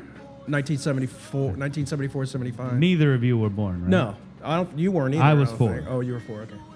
So 1974, sophomore in high school, Miami Springs, senior high school. I played the Tin Man in The Wizard of Oz. Dude, do you have pictures? 1974. We didn't have wait, cell wait. phones. Wait, we didn't have dude, beepers. wait, do we you didn't have- have internet. do you have we didn't sketch- do you can have believe sketches? It? We did not have internet. I have hieroglyphics on stone. Do you have a sketch of you playing the fucking... No, it was actually pretty good. We made all our costumes and everything. A big box was my chest, and then I had legs of the big tomato cans, those big oversized cans, and we strung it together, and our little it was a bistro theater. It was like a small closed-in theater. It seated maybe 150 people. We had a middle school there from central Miami. So this is all my. So we had Central Miami 8th graders. So my part was to be in the woods when they first find the Tin Man. Where is he? He's in the middle of the woods, right near the apple orchard. So I'm all rusted out and everything. So I'm in the dark, standing in the back of the theater, right next to a bunch of kids, and they don't even know I'm standing there. And then all of a sudden, my part comes to life. And these kids flipped the hell out. It just basically stole the show. The Tin Man rocked it out, and yeah, it was probably one of the best theater productions we did as a high school group. That since while I was there, and that was probably one of the highlights of Miami Springs Senior High. That's awesome. Yeah, it was awesome. It was hilarious. Dude, I really want some fucking pictures of that, bro. And if you're playing the drinking game, you better be fucking killing them, because we are. I've officially gone to two-fisted. I've got my Jack Daniels and my Coors Light. It almost feels like a Friday night date night with my wife. Oh, well, no. No, that's what we do on Friday nights. I thought you were. But don't look at me when you say that. All right, Chino. Vince, while you were doing that, I don't know if you saw Chino and I sharing some giggles. He held up a list that I have no idea what the fuck it is, but it's his list of three. So I can't wait for number 2, but number 1. Chino, what's your number 3? All right, well, it's between what I have listed. Okay, all right, so the tossing salad thing. I said high school, not top 3 jail memories. No, it was. It's definitely high school. We were reading some book. I think it was When Things Fall Apart. It was an English class. With who did you have for English? Did you have Workman or Madison? Keisha Dixon? Luke. Kim Madison. She got married and changed her name to Madison. I don't care. She's a nice lady, man. So there was this test, and I didn't read the book, and I didn't give a fuck. So it was like when you and Seabass drove her fucking nuts, by the way. When so-and-so did this, what happened? And I was like, so-and-so got a salad tossed. when Okonkwo. Yeah. And then, like, the next day, you come up to me and lecture me, and I was just like, I don't care. See, this is a story you could have told 10 minutes ago, bitch. Yeah, I didn't care. Does Sebastian have Facebook? I don't think so. What the fuck's his name? Sebastian Parker. I think Hector does. And Sebastian does. We have one mutual friend. Does he? And I just found Taco too. And Hector what? Hector Santiago. Hector Doctor? Yeah, he's dental surgeon or whatever. What? All right. You just found John Taco Montijo? No, I'm finding Montijo now. Montijo. It is John Taco. That's awesome. They're outside right behind the door. You're gonna need a flashlight. There's no light out there. There's nothing in the house. No sodas in the house. Flashlight. Here's what's funny. The fat guy, he's on 3 months with no soda. Yeah, I know. Yeah, it's Coke and Dr. Pepper are my crack. So you want me to stop drinking it? Drink it all. No, I won't. I don't have to drink that. No, drink it all. I don't drink that shit. I drink Jack Daniels. You laugh. It's true. It's funny because it's true. Jack and Jill? Jack What's in that from? jail. What's that from? That was a Family Guy. Oh, I've never seen that. Who's never seen Family Guy? This guy. What the actual fuck, man? I have seen the episode where he's fighting a chicken, and it's the entire episode.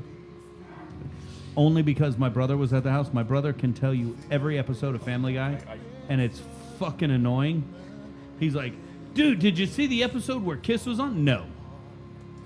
I know you're a Kiss fan. I know you saw it. Remember the part where, dude, I've never seen it. No, bro, you saw it. No, I haven't seen it. Never seen Family Guy. And God forbid I say the word Stewie, because then everybody's like, I knew you said, no, I had never seen it. I swear to God. That chicken episode's the only one I've seen. So, it is what it is. Josh, tell us your number 3, man. My number 3 that was scratching my head about was I can't remember the kid's name. He was in your class. I think he's a little older than me. He did a little dumb thing, and he made a dry ice bomb out in the.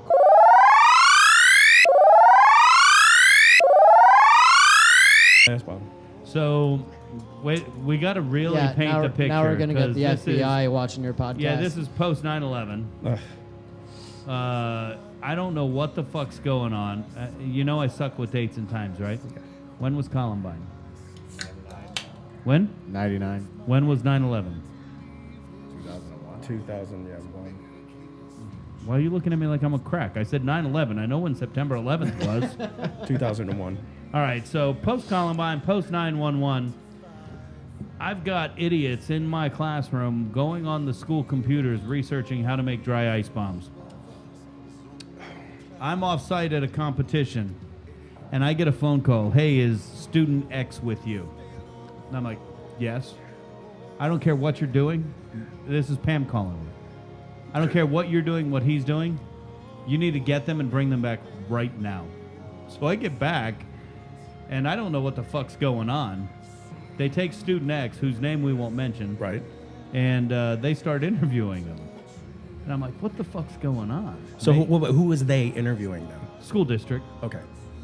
So apparently, one of the students in my class built a dry ice bomb, and we're not going to go into the details of how to do it because some Okay. stupid fucks out there I understand. will do what I'm saying Thank you. and make it. And you know, I'm not sitting here saying go on and research how to do it. It's the stupidest fucking thing you could ever do.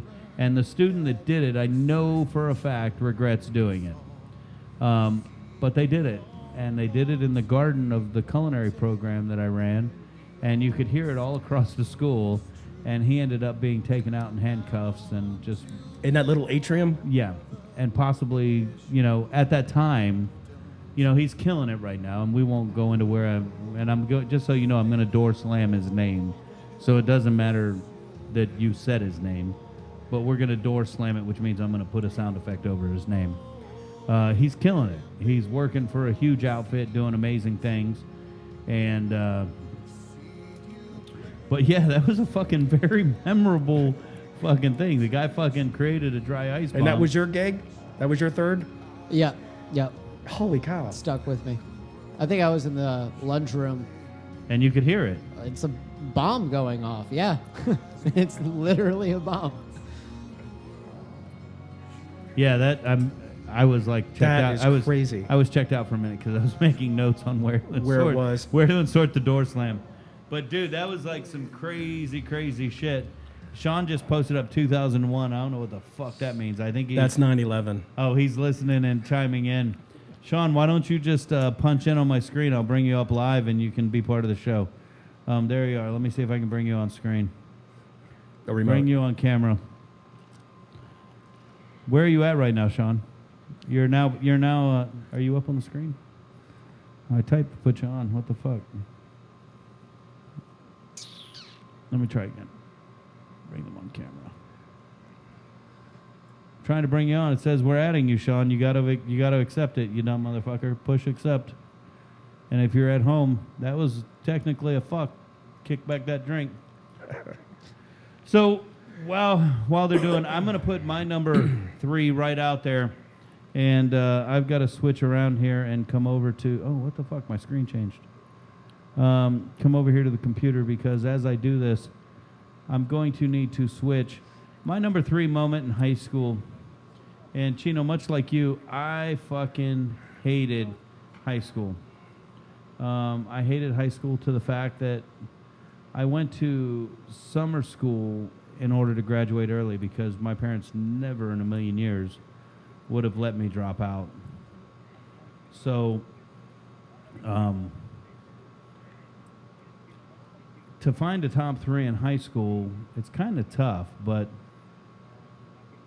because I really wasn't a fan, but I do gotta tell you that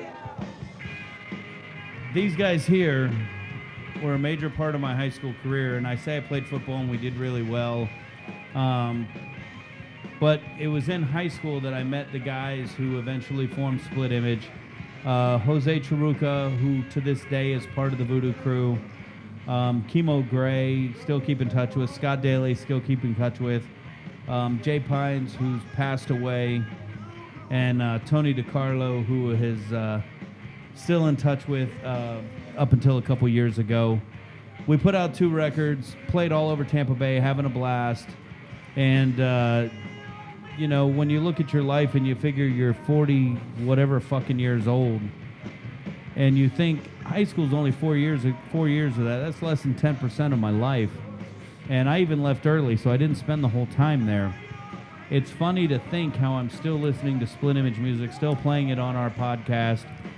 And you don't think at the time how these people are going to have an effect on you. You're just living in the moment. But we did things like open for Ugly Kid Joe, Ace Frehley. You know, we did a lot of cool shit. And, you know, it's never going to go away. It's out there. It's on iTunes. Jay Morey did not go to school with us, but, you know, we ended up together, and he's still playing live, and we're still hanging out. We're still brothers. And, you know, that's some big shit. And you think back to high school, and you think, what the fuck am I doing here? And Chino, I swear to God, just like you, fucking, how many teachers did you cuss out? All of them. Nah, he didn't cuss me out. I don't think I cussed anybody out, actually. You know, I cussed out 3 teachers, didn't have a problem doing it. And I'm saying this, but please understand, I graduated with honors. So, you know, it's not like I was that asshole motherfucker, but like I say, I think you were bored. I think I was bored. And you go through it, and you just go through the motions, and you don't really reflect back in the impact it had on you. These dudes had a major impact on me and who I am today. You still see their picture hanging here in VooDoo Studios because, you know, I realize the impact they had on me. And, you know, you got to keep that in perspective, keep it all in truth. That's right. And make sure you understand how you got where you are and what got you there. Whether you like the times or didn't like the times, the people there, they help you get where you are. Sure. So to Jose Charuca, Chemo Gray, Scott Daly, Jay Pines, and Tony DiCarlo, my hat's off to you. Thank you so much for being part of what got me where I am today. And if you don't realize that people get you where you are, please reevaluate, because you cannot do it on your own. And of course, my 2 former students in the room are going, dude, shut the fuck up. Well, I mean, that will only come true after years of look back. For new experience. For me, Well, when you're going, I'm closer to dying than I am to fucking living? well, I know I'm closer to dying than I am to you know, from back then. But make a long story short, I went back to Miami. I say that a lot, but make a long story short, I went back to Miami. I thought it was going back to Cali. No, I went back to Miami 2 that's weekends something ago and ran into people from my high school that I hadn't seen since 1976. And it was crazy cool. And it was, but it gave a great feeling in your heart that, you know what, everything is good, man. You're doing real good. You're doing a lot better than what I thought I would have ever. I couldn't see myself living past the age of 30 when I graduated high school. Now I'm 58, gonna be 59, and all of a sudden it's like I got kids who are 37 and 32 and 20 something years old. Now all of a sudden it's like, yeah, man, you're doing it, and that's what. You guys are going to be able to see that, and you will. And it'll be, you'll always remember your high school years. That's why your music is so important to you, because that's when you had the most time to really listen to it, because you got so much interference now. You can't. Yeah, that's why my brain's scrambled eggs now, man. Yeah, you it's can't. horrible. You can't listen to it now because you got so much on your mind. So that's why all the music that I have is from way back then, and everybody's like, damn, you're old. Yeah, I am. I'm not old. You're just stupid as fuck. Did I say that? Yeah, you said it out loud. These guys are like, fuck, I feel like I'm back in class, motherfucker, you piece of shit. I don't think so. Give me your number 2 there, Vinnie Mac. Number 2, I played a lot of sports. Wait, I said, you like how we surround you with nostalgia? Go ahead, yeah, buddy. I'm going to give you some here.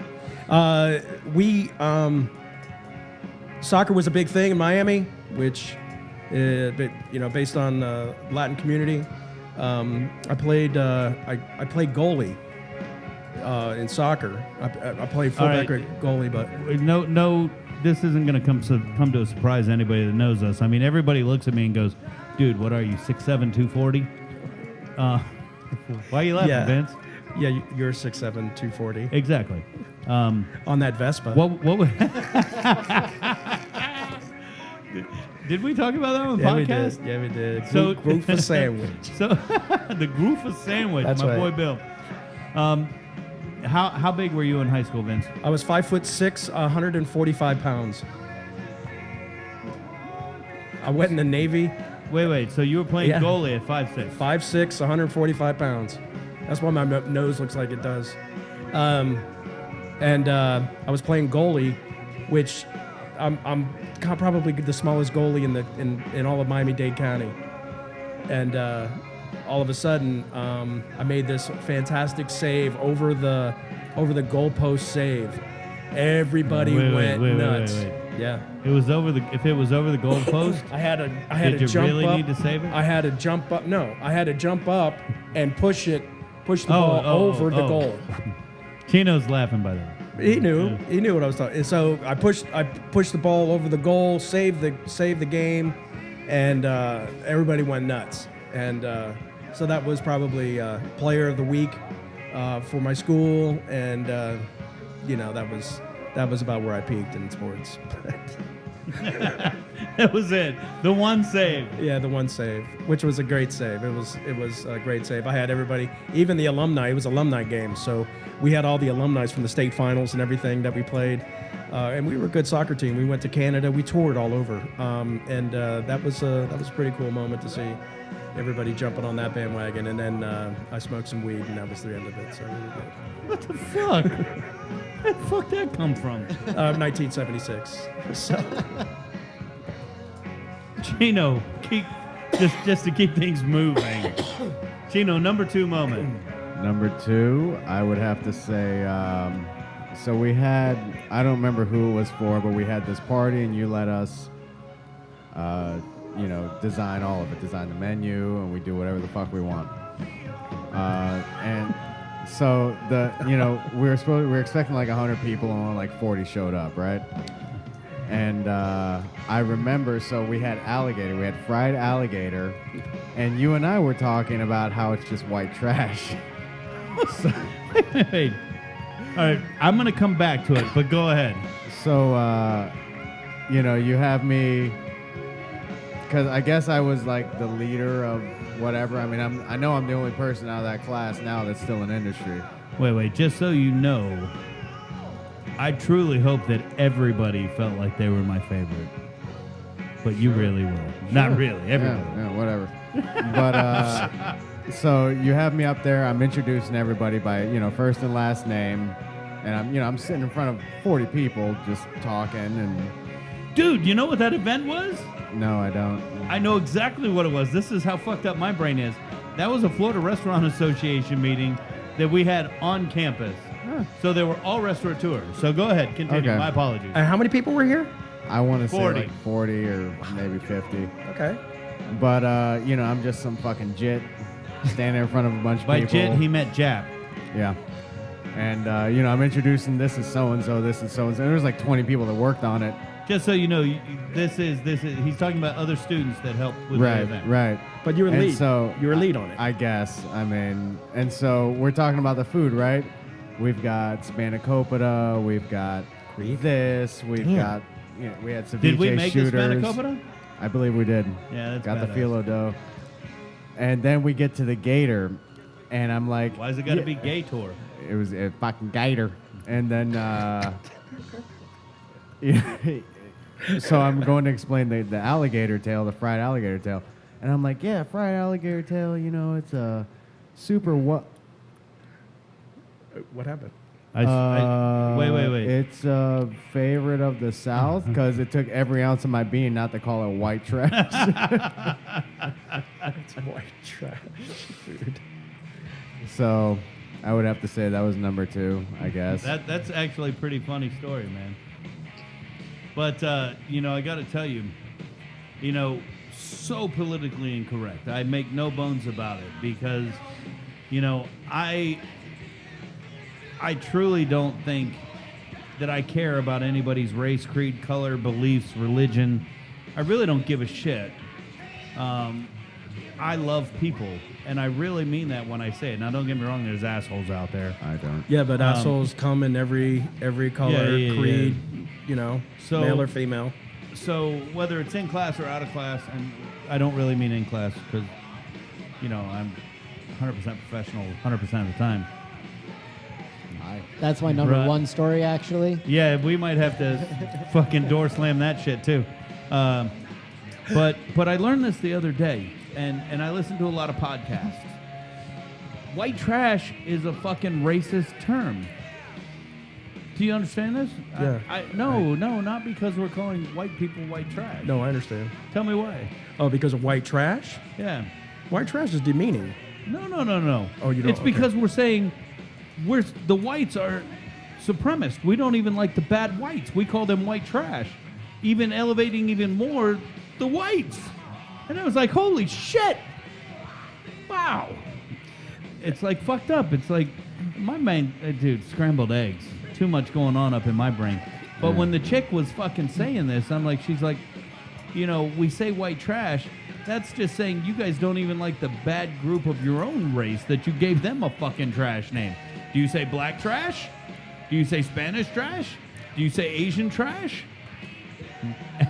Actually, we say all of those. Yeah, we do, but it's different terminology. I say Chinese. But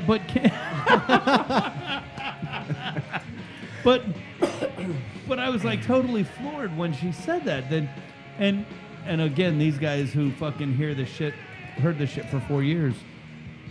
To think that someone perceives it that way bothers me. And when you guys walked in the room, I said there's words we don't say. Right. And it just makes me think that if someone perceives that really bothers me, because I would hate to think that I'm the bad part of anybody's day. And if I were to say that word, what are you thinking, Vince? I'm not thinking anything. Well, I'm with you, brother. No, I watched your eyes, man. You were No, like, I'm listening. Wait, I wanted to know who you were thinking I was the bad part of their day. I'm not thinking anything. Because I'll cut a Being the bad promo part of on. somebody's day. I'll cut a promo on anybody. I mean, and that's true. I pass out fuck yous for free. And that's why I looked at you, because I'm saying, oh shit, who's gonna get dropped here? yeah, but you gotta really fucking cross the line for me to go there. No, but there is that threshold. I definitely have a threshold. You do. But for the most part, 99.9% of the time, I've never seen you other than all in. I would hate to think I was a bad part of somebody's day. I got cussed out twice at the St. Patrick's Day parade. And nobody had a clue. And I held my composure, and man, I had every right to pass out some free fuck yous that day. And I don't know, man. It's just, maybe I'm getting older. I don't know. You have less toleration when you get older for some reason. No, I think I'm finding more. I think as I'm becoming... You mean more restraint? Yeah, I think I'm becoming more compassionate to how other people feel. Okay. That's I what. don't But know. you're less tolerable for stupidity. Stupidity. Fuck, you can't fix fucking stupid. Shout out to Ron White. It's true fix statement, right? One of the best things ever. I'm not drunk in public. I was drunk in there. They threw me in public. Tater salad. This is my son, Tater Tot. I don't even know who the fuck we're on. Are we on who we on? Ron White, we just said. No, I mean on number. What number are we on? Josh. Oh, is it my go already? Yeah. Yeah. I So just we're went. talking about white trash. You're up again. Thanks What for number are that. we on? 2? Ron 2. 2, yeah, we're Dose. still on 2. As they say. So, I was in marching band. I was a little nerd growing up. Shane throughout Shibley middle did school and say. high school. Shane Shibley did post one time at band camp. This one time at band camp. Anyways, I'm gonna go moving first. forward, I played the bari sax, alto sax, and we're on a band trip one night. It's probably freshman or sophomore year of high school. I think we're in DC, and we come out of our little motel room. I look to my right, and I see a co-student of mine who we were not rooming with, butt-ass naked, running down the hallways to this motel, outdoors. This is not Chamberlain High School? Chamberlain High School. I'll put a door slam up. Hold on. Let me make the little time mark here. You want me to name names? Well, wait, not until I get a time mark here. 3137. There'll Check. be a door slam. What's Check. the name? Bradley McBride. I don't know. Yeah, he wasn't in culinary. So we'll just leave the name up. Yeah, whatever. So he's running butt-ass naked. I don't even think he has socks or shoes on. Just willy and ass. Wait, not flopping. even one sock? Not even one sock. And he sees us, little timid freshmen, sophomores, poking our head out the door. And so he runs in our room, jumps in our beds, and he's scooting around With in his our, butt he's like in our BB. fresh sheets. Just BB in your blankets. bed? He's bacon strip in your bed. Yeah. Skid marks. He sure is. BB and bare button, man. And then he grabs our pillows, he covers himself, and runs back to his room. So we don't have pillows. He stole your pillows and Yeah. he skid marked your He bed. sure did. Dude, I gotta Thanks, tell Brad. you. We got white. That was a pretty horrible number 2. I know, man. That was number 2. It happens. We got You're so punny. Vinnie Mac talking about killing it in soccer. Yeah. Yep. You got fucking Chino talking about fucking white trash gator and Josh talking about shitty sheets. And here I'm gonna fucking turn it all around. Whoa, what you got? My number 2 are the 20 years that I taught high school and the students from all those 20 years, because like I say it all the time. I steal it from Pete May. When one teaches, two learn. For 20 years, I had the amazing opportunity of hanging out with high school students. And although I hated high school, at the age of 27, I got the opportunity to go back. And, you know, I definitely believe that there are those people out there that they go back to school and it's like that movie Never Been Kissed. Right. And it's their chance to go back and fucking be somebody. And it's like, fuck you, man. That's not why you're back. Sure. You know, I had the opportunity to go back and touch a lot of students. Not like that, you fuckers.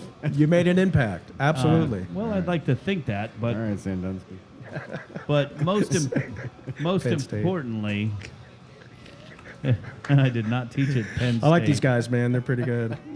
You know what? They're here for a reason. Damn right.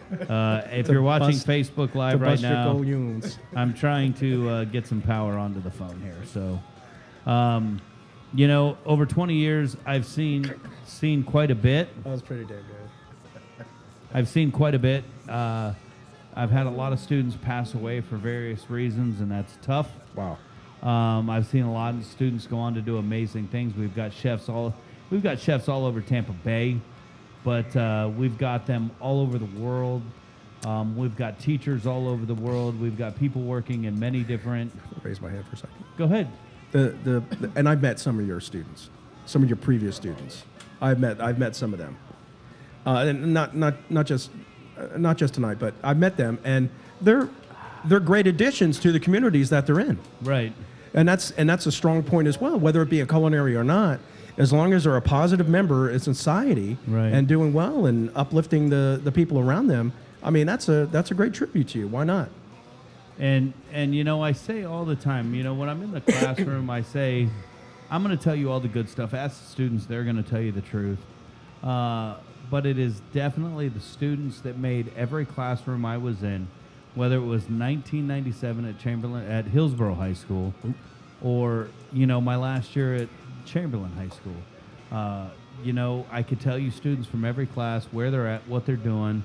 They're on our Facebook page. Find them from, you know, Yolanda, Harold, and Rashad from very first class, all the way to the last class, Alexis Quinones, who we were very fortunate, you know, in our first year, we just, you know, fucking trying to figure out how to fucking take the psychosis of my brain and be a teacher to my last year when we were able to award Alexis Quinones $10,000. That was special. To go to culinary school. So that was special. you know, for 20 years to be able to have that impact, hopefully on high school students, and do what we do, or as my wife says, just go hang out all day.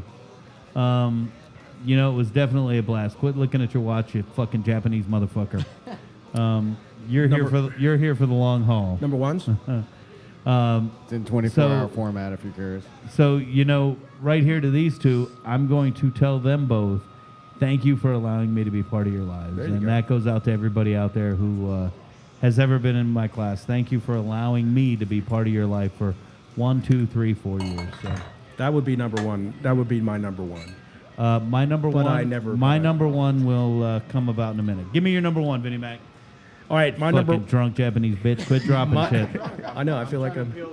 You ever see the movie 16 Candles when they come sit on the table and all the beer Damn. cans go all over the Yeah, place? fucking Damn. ants. 16 Fucking candles, eh? Chino's the guy I want to fucking bury underneath that glass table right now. Jake, get me out of here.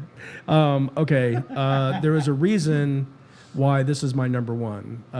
My number one was that in high school here in Tampa, I sang.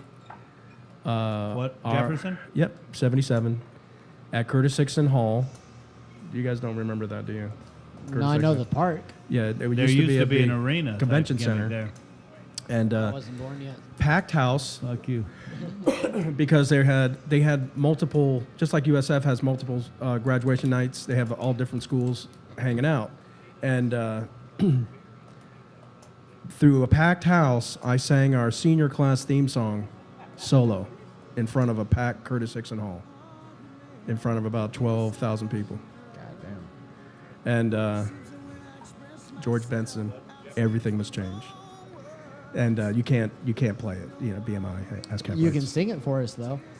I could. He will, but then we won't be able to post this on YouTube. That's so true. Blood, please don't. That's true. And But Vince yeah, can sing. and the reason why that at the time it didn't have such a great impact until 10 years later. Yeah, at the time you're in the moment. Right, and the impact, I thought, okay, I'm singing a song, blah blah blah, but at the 10-year reunion, when everybody remembered me for doing that, the person that remembered me for doing that, and I had got an opportunity to talk with her for 3-4 hours that night, was Susan. I met my wife at my 10-year high school reunion, That's super cool. and that's what opened the door to me being able to talk to her. Other than, how you doing? So my boy Dell calls that looking through the glass. Do you know Dell? I do know Del. Do you know Dell? Of course. Del Campo? My boy Del Campo, he's my PIC. I am definitely a member of the Chef Del Campo fan club. H, I know you're listening because you do. Not really, he doesn't. He's old. But Del Campo calls that looking through the window, not just living in the moment. That's you right. can't just you can't just live what's going on. You got to look at the impact of others and impact of your future. And the best thing about it is here in Tampa, come on, you all know this. Tampa is, it's a big city, but it's a small town. What the fuck is the goddamn background? It's a very small town, and you have to be careful not to burn bridges because those bridges lead you back.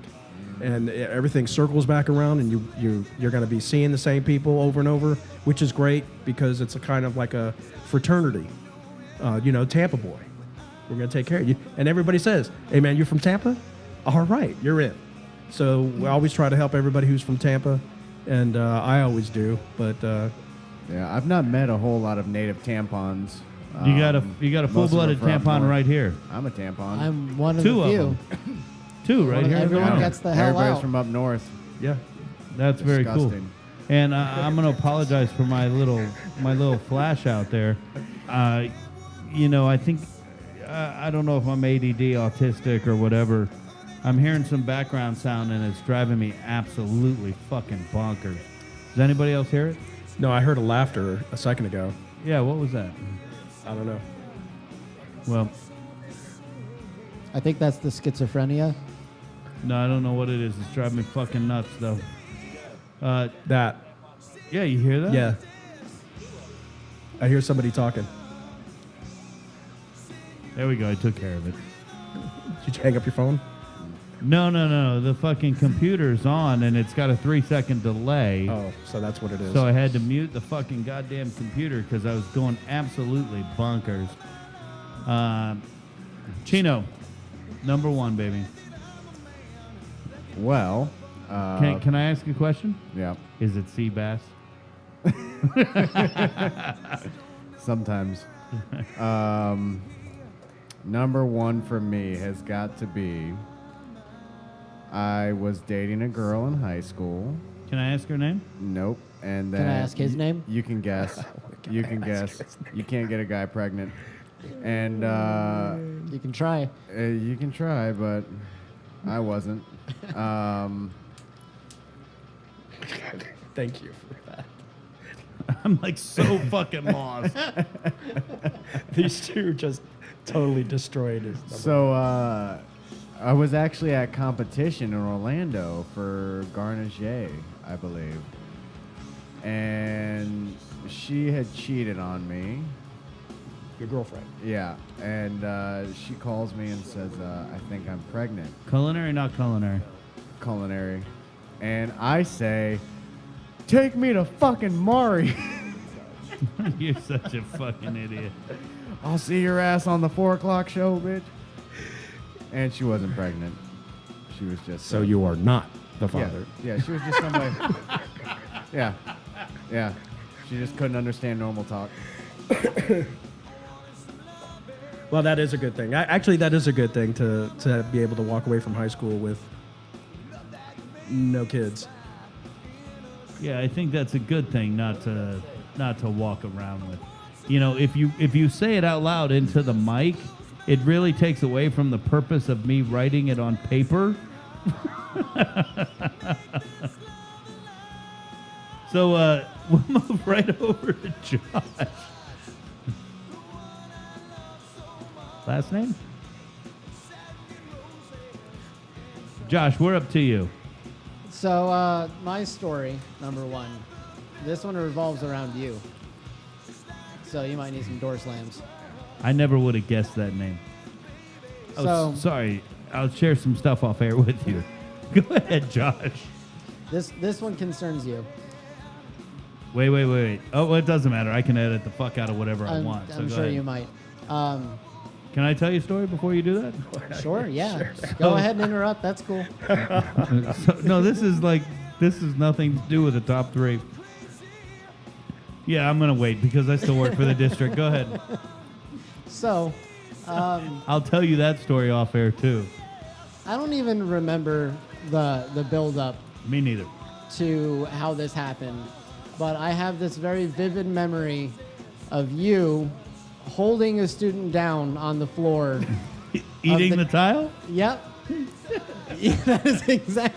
And then an assistant principal walks in, and he goes, "What the fuck?" Oh, wait, it's Eric's class. They thought it was real. I remember that. When I was in high school, me and my buddy Bob, and I mentioned Chemo and Scott and Chew and all of them. They used to play in a band. They played in, like the jazz band and all that shit that rock and roll people don't like.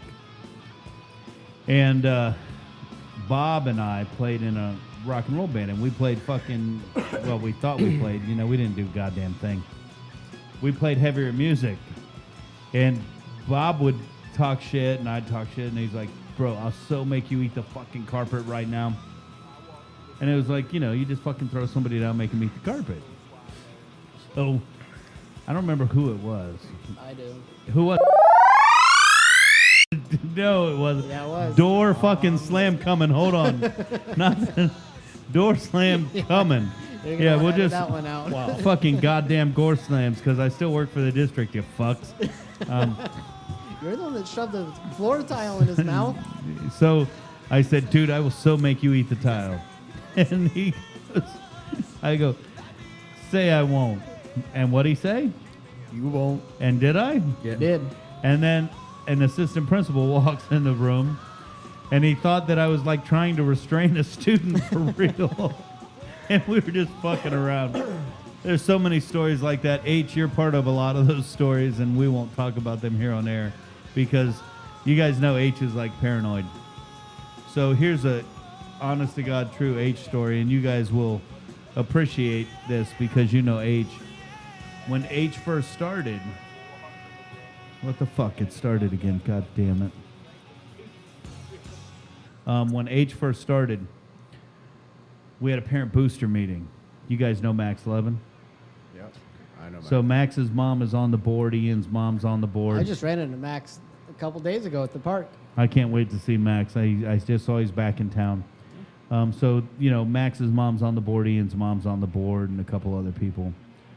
And I'm in the room talking like I talk, and we go on break or it's someone else's time to talk at the meeting, and H, brand new teacher, pulls me outside and goes, dude, what the hell? H doesn't cuss. He's like, dude, what are you trying to do? Get me fired? I'm like, what are you talking about, bro? He's like, dude, every other word up there, you're dropping an F-bomb in front of all these parents. I'm like, no, I'm not, man. Dude, why are you like doing this to me? He goes, Eric, listen to me. You're dropping an F-bomb every other word. I'm like, dude, look, I got to go back and talk. It's my turn to talk again. Quit screwing around with me. Of course, that's what I heard me saying. So I go back up and I'm doing my little thing, talking to the parent boosters. Someone else's turn to talk, another speaker. So I go outside. He's like, get over here, get over here. And I go outside and H is like, now you're just messing with me, man. I'm like, H, what are you talking about? Now, I'd known H maybe 2 months at this point. He's like, dude, you're up there saying, fuck this, fuck that. I'm like, no, I'm not, man. He's like, I can't believe you're doing this to me. I'm going to get fired. I've got 3 kids. You know, I can't like lose my job. I'm like laughing, thinking it's a joke. I go back up.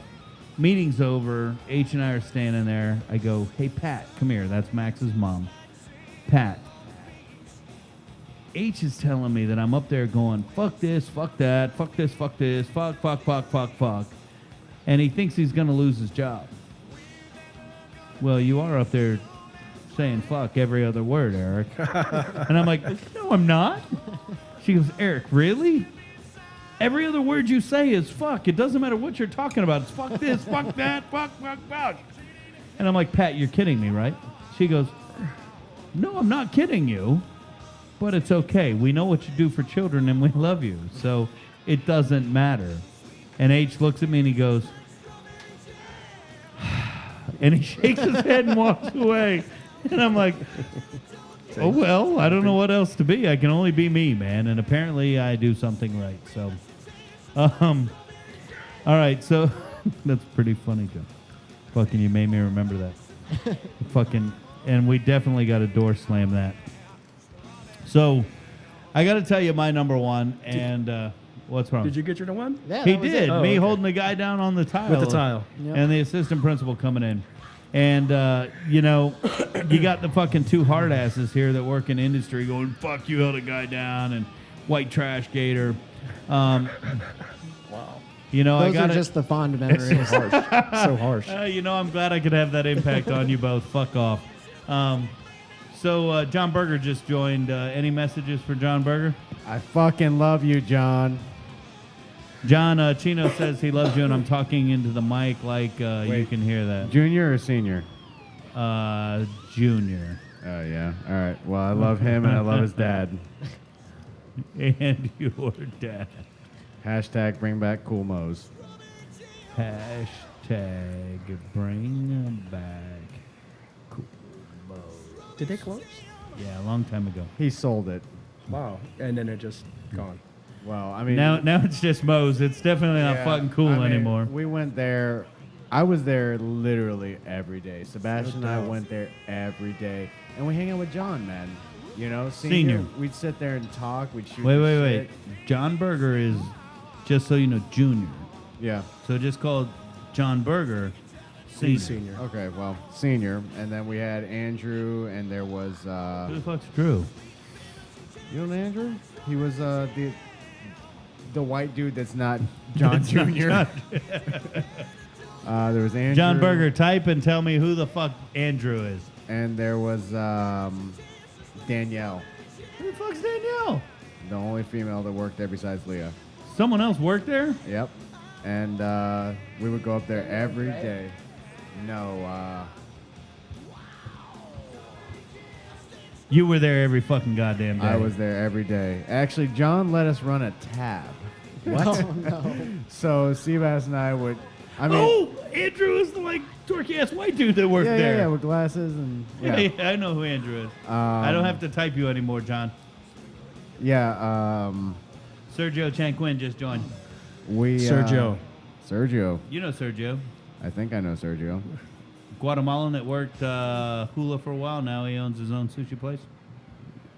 Give me a face. Sergio, what's going on? I can't give you. He can give you Okay. a face over there. All right, cool. Sergio, what's up, buddy?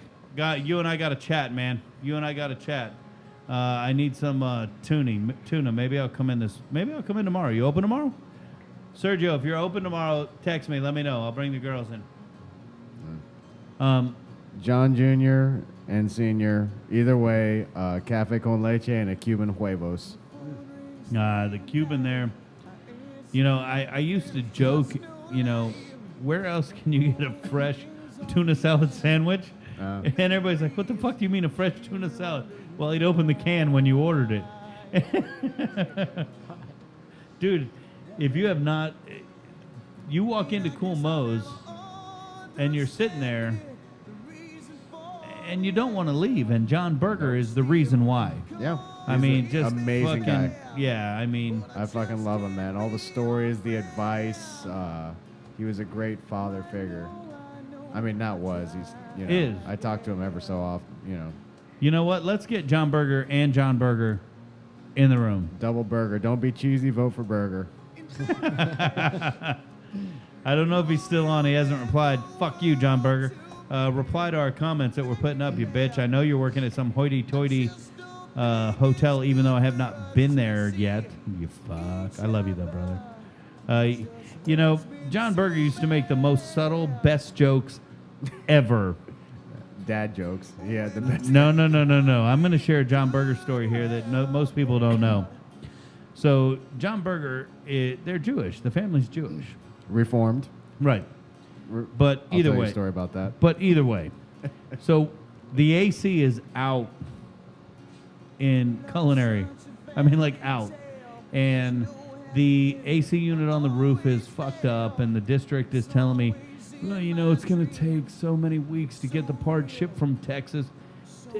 The future is now. You can have anything you want in 3 goddamn days. Right. So we're sitting in the office one day, and I'm literally sweating, and partly because I'm fat, but mostly because it's hot.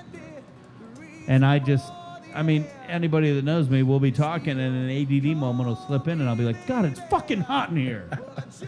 And so we're talking about whatever it is, talking about events coming up, you know, graduation. Who the fuck knows? I'm like, holy shit, it's fucking goddamn hot in here. John Berger looks up and goes, really? I'm okay. Just as calm as you can be. Most people don't get the Jew joke that just happened there. But I look at him and I stop and I'm in silence and I'm like, did you really just say that? He had to leave the room because he was about to start laughing. And my other favorite John Berger story, it did not matter. I swear to God, John Berger could be out on school business. And I would say, somebody jump upstairs and start batching me a recipe of baguettes. John Berger could be off on school business. And I swear to God, the door would open, his head would pop in, and he'd be like, what'd you call me? Anytime I said baguette, John Berger would be there going, what'd you call me? Yep. Presumed he was being talked about. Yeah. Oh, no. my God. Burger Jr., we were in cross country together. And we went to, running camp or whatever you call it. One time at running camp? Yep. And so there was, he's very openly Jewish. And One of you fuckers on that side need to grab me a Coors Light. we ended I up. can't make it around. Where are they? Here? You don't mind, Vince? I'll take one of these too. Josh, we're old. While you're up there doing nothing. Yeah, if you're out there, It's a rough crowd. I'll take a Stella. Dude, don't. Oh, that's okay. Stella, Coors Light, and Funky Buddha. Vinnie Mac, you're the man. The motherfucking man. He doesn't have his headphones on. He can't hear us. Yeah. So you're at running camp. We're at running camp, and there was we were with, I want to say Armwood or something. The females. Some other high school. Yep. And there's another girl that's Jewish also, and so they had that in common. One day we're sitting there eating breakfast, and Burger Jr. is going to town on some bacon, and this girl walks in, and she's like, "Oh my God, what are you doing? You're fucking Jewish." To which he replies, "I'm Reformed." Any of you guys know Max? 11? Sherrard. Yeah, I know Max. Sounds familiar, huh? Well, Max used to say he's Jewish. Ish. And he'd do his hand back and forth. Yeah, I'm a little Jewish. Max And is doing well over at the brewery now. Max doing amazing. He's Yeah, the he's doing chef great over at Brew Bus, and I he's worked killing with it. him over at On Swan for a minute. And he gets married in a Youngblood. Can you Real open that? soon. He gets married in 6 days, 7 days, 6 days, depending on when you're listening to this. Maybe 5 days, depending on when I post this. Voodoo Crew guys? No, former No. students. I'm too poor. They That's need a to negative. I am way too poor. be. If you were smart, you'd get the restaurant to pay for it, just saying. Well, Write it I off. can't help that I'm dumb. I'm not that brand of Asian. Maybe we can fix that because we need more chefs in the Voodoo Crew. And those of you out there listening, if you're interested in the Voodoo Crew, log on to www.voodoochef.com. Click on the crew link and Learn about it. figure and out sign what up you got to about do. So, Vinnie Mac, since you said that, I'm going to throw it out to both. You want me to open that, Chino? I got I'm my an knife. independent woman. Here, use my knife. He's using a can opener to open No, a bottle. he- and I it's know not this really janky going ass- well. Dude, you're using a multi-tool something that I bought at a dollar store. Yeah, you see, if you would get a Leatherman, which I left at home today. That's Where not- where are they made? it. Leatherman? Oh, US I Bay, know. baby. Are they? Give me that. Give me it. I'll open it for you. Nope. I'm an independent woman. I'm Look at me. committed. Look at me. Use the end of the knife like this. No, he's getting it. He's getting it. Nope. I'm doing it. He's getting it. All right. So, did you get it? Give me the No, he's fucking getting it. goddamn It'll be beer. open tomorrow. Yep. Mañana es el Yeah, but día. he's Japanese, so it's international dateline. Use mine. I don't care about my knife. Just use the tip, the end, and pop it like that. That's what she said. Why is this thing in the way? You got this. Please enjoy a little bit of a. No. Give me that. Let me teach you, please. Yeah. Let's Please see here. enjoy a little bloodstream from Split Image. I'm generally not a. A beer guy? Uh, Here. That probably would have worked better. that's not. You know, This was in the way. Nope. You got it? I'm gonna let him. How many There we guys go. does it take to open up a bottle of beer? Just one guy and Chino. Yep. I love you, brother. Yeah. You know what? I'm gonna give you my number one. I thought you already went. What was my number one, Josh? I thought it was Umberto and you saying Yeah. fuck all the time. Yeah. No, that was just a little side Oh, note, that bitch. was a side note. Oh, that was your tangent? Yeah, that was one my of your tangent. famous tangents? Yeah. Yeah, fuck you, bitch. Famous tangent. All right, so I am going to go back and give an honorable mention because if I don't mention this, I regret it, and I don't want to live with regrets. That's the worst thing ever. And if I can give you guys one last thing, please don't ever live with regret. I do not. So Or regrets. one of my, No regrets. do you see, we're Yes. fucking ADD as motherfuckers. Do you see the, The tattoo on the guy's chest. yeah, but the new Doug Heffernan, what's his real name? Doug Kevin James. Kevin James. New Kevin James special has something to do with some tattoo shit. Pretty funny. Show got canceled already. Already? What? They changed Leah Ramini and hang Yeah, on for another year. What are you talking about already? It's done. It's over. So, honorable mention. If I didn't mention that my daughter is fucking killing it in high school. God, she is. She's as of right now, and we all know that's doesn't mean anything. She's number one in her class. She's on track to graduate with enough credits to earn her associate's degree. If I didn't mention that as a high school That's memory, I'd be remiss because that's fucking awesome. It's a power story But, right there. but that's her story, not mine. But I got to mention that because she's fucking killing it, and I'm proud of that. Congratulations. But my number one high school memory is the day. Fuck, I suck with history. History is my worst. Isn't it funny how every subject is my worst Yeah. subject? Math, Math, numbers, fucking. arts and crafts. When snack time. Chino, you said when people. No, I was good at snack time, bitch. Chino, what's the best dish you make? You made a comment about that. You said your favorite thing that you work with is the rush. You love the rush. Yeah, It's not about the dish. I am through and through a saute guy. So when people ask me what's the best thing you put out, I say people because I believe I work with people better than I work with food. I go to the Epicurean, we do the fucking shit, but let's be real, I hang out and I play with people, and I think that's fun. I think it's fun to get people excited. Sounds sexual. Yeah, whatever. It's gonna be I'm excited. It's gonna be funny when I tell you my number one. So, when we look at Put my boner away. top height, put your fuck. This is what happened. You know what's hysterical? If you were to like give quotes that I say, one of my biggest quotes that I say continuously on this show is, when I say I don't understand millennials, which both of you fuckers are, what I really mean is I fucking hate millennials. I concur. I know you do, and that's why you're sitting in this room. Yeah. You know I'm a baby boomer. It's a fucking old fuck. Damn right. What am I? I don't even know. I'm the VooDoo Chef, Asshole. bitch. Exactly, true story. When I tell you my number one, it's going to say a lot of Pretty stories. bold. I love you, Josh. You're what you eat.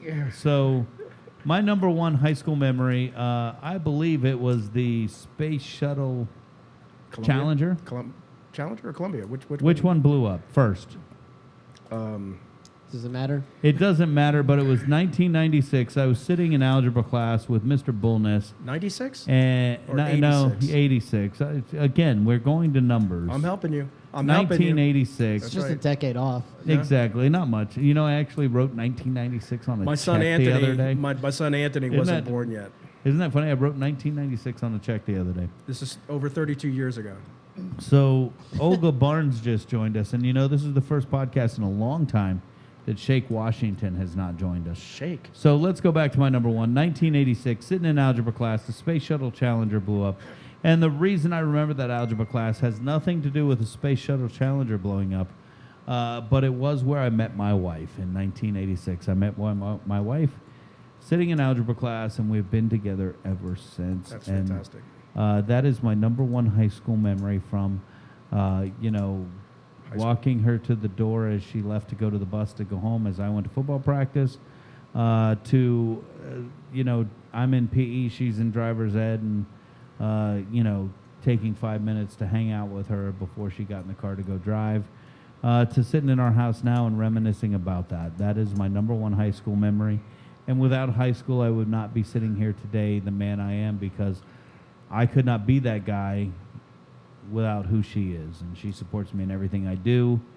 We're sitting here in our house in VooDoo Studios, fucking killing Jack Daniels. I'm sitting there looking at that bottle almost empty, going, why the fuck isn't another bottle open? As she's Hint. as she's out, doing what she does with my daughter and making sure that life is grand, letting me party like a rock star, as I like to say, which, we say that, but we definitely party responsible. But I could not do all the shit I do without the support of her. And, I'm sitting here with 3 married dudes. So, you can say whatever the fuck you want. I've been with my wife since I was 16, and I wouldn't have it any other way. Absolutely. That is my number one high school memory. And for all of you out there, fuck off if you got a problem with it. Hey, when did bitches? when did you graduate high school? When did you get married then? So it was 1986 when I met my wife. We both left high school in 1987. Okay. She graduated the right way and walked. I left school early, Right. came back and walked in 1988. Okay. We both attended USF. She finished. I got kicked out. Okay. And we got married in 1992. Awesome. So, yeah. Susan and I got married a year later. Yeah, but you Well, I got after your married. 10-year reunion. Yes. But that's super fucking cool, too. And the fucking millennials in the room are like, yeah, fucking yawning, looking at their watch. Fuck both y'all motherfuckers. Yeah, but the hardest thing. I love you, though. But the hardest thing, man, I'm telling you, the hardest thing in relationships now is making it work. I mean, you got so many distractions and so much. I couldn't imagine trying to do this, like with all the distractions you guys have nowadays. Nowadays, I mean, back in the day, I mean, okay. I thought you were talking for me. I'm like, wait a minute, I'm pouring my beer. Let me stop so I No. can listen what distraction. There was no we didn't have You're the we didn't have distraction, any Vince. distractions back in the day, such as social media, such as everything else, cell phones. we didn't have cell phones, bro. We didn't even have beepers back in the day. I had a beeper, bitch. Okay, so I had a beeper, but Two. this Thought I I was was before cool. that too. So I mean, all this that you guys have today, it's a challenge to not only stay married, but to stay married happily, working together and communicating, and that's huge. That's large, man. If you guys are doing that, hats off to you. Proud of you. It's not easy. Yeah, both these cats. Yeah. You're both married, right? Yep. Yeah, it's not easy. Well, Tina, why are you shaking your head and not speaking into the mic? Yes. No, I'm Well, kidding you, brother. you You know? know that. And then you raise, and then you got kids back to back on top of it. And you guys both have children. Yep. Yep. So Josh, you have one child? I do. He's finishing up kindergarten right now, actually. Where's he go to school? Mitchell Elementary. Where's that? Tampa, McDill, and Kennedy. Awesome. Are you a STD? No, I live 4 blocks north of Kennedy. Fuck that. I am technically not an STD. Was that Hale? You live off of Hale? Gray Street. Gray. Yep. All right, see? Know where they live. You're such a fucking blocks up. STD wannabe. That's what that means. No, I live in NoHo. I know, I'm kidding. Yeah. No hope. I shit you not. The apartment complex, like down the street from my house, the NoHo Flats. That's the name of it. Yep. That's right. Can't make this shit up. Someone did. Not me. And Tina, where are you? How many kids you got? I have 3. And they are not hard to make, I'll tell you. Dude, that's a line that's got to be stolen. But you bitch. can't do it by yourself. Yeah. No, So- you can't. When now Josh having one kid, I don't feel so old. You having 3 kids and me saying I taught you in high school makes me feel old. I was an early bloomer. So I say this all the time. I really, really, really believe everybody graduated the same year. When did you graduate? When did I drop out? Yeah. Yeah, whatever, Chino. 2010-ish. You know, you're the chef of a new restaurant that's opening called The Local. You can say, you mean, when did I drop out and pretend to be that guy? That's not who you are. So we've already established that. What year was that? 2010? I'm just 10 or trying to 11. realize how fucking old I am. That's all I'm trying to do. Yeah. It was 10 or 11. 10 or 11, 3 Yeah. kids. Where's Wow. the local gonna be? It's going to be on right by the Apex of Dalmabry and Henderson. It was the old Square One Burger. Okay. It's right next to Carmel Cafe, South Tampa location. Right. I'm not trying to like promote Carmel Cafe. No, I understand. But You people give me know where some that idea is. where it Yeah. is. It's actually right next to Bonefish. When Okay. does it open? Boner Fish. Hopefully within a month. Nice. Fucking millennials. When say that We again? learned it from watching Hopefully you. within a month. So Oh, very like, cool. What's that? We learned it from watching What- you. what I type of learned food you it guys from gonna you, have? Dad. Southern. Southern. Okay. Comfort food, Southern comfort. Do you want to just go ahead and do it? What? What's your cuisine? Southern. Southern cuisine. Was Florida a member of the South? No, they weren't. yeah. Yeah, whatever. Yeah. So, Don't get me started. yeah, exactly. Fuck. Oh my God, we got to kill. Have some more Jack, Chino. All right, so you know we did our top 3. We're sitting here having a good time. Vince needs some more Diet Coke. Oh, you got another one? Yeah. All right. I do want to put you guys through the top 5, and I think it's going to be fun because, normally, the cats we hang out with, they're a little older. So I Thanks. really do say all the time, I don't understand millennials, which means I fucking hate millennials. You know that every generation that's older than the younger Yeah, it generation says the same said that. thing. Dude, I was feeling special for a moment. Thanks for Yeah, ruining you're just a conformist. it. Well, it's okay. You know what? See, and that's how millennials get you. You're on my podcast. Fuck you. You're on my podcast drinking my beer. Fuck off. Didn't you ask us to be here? I did. I love you both. You know that.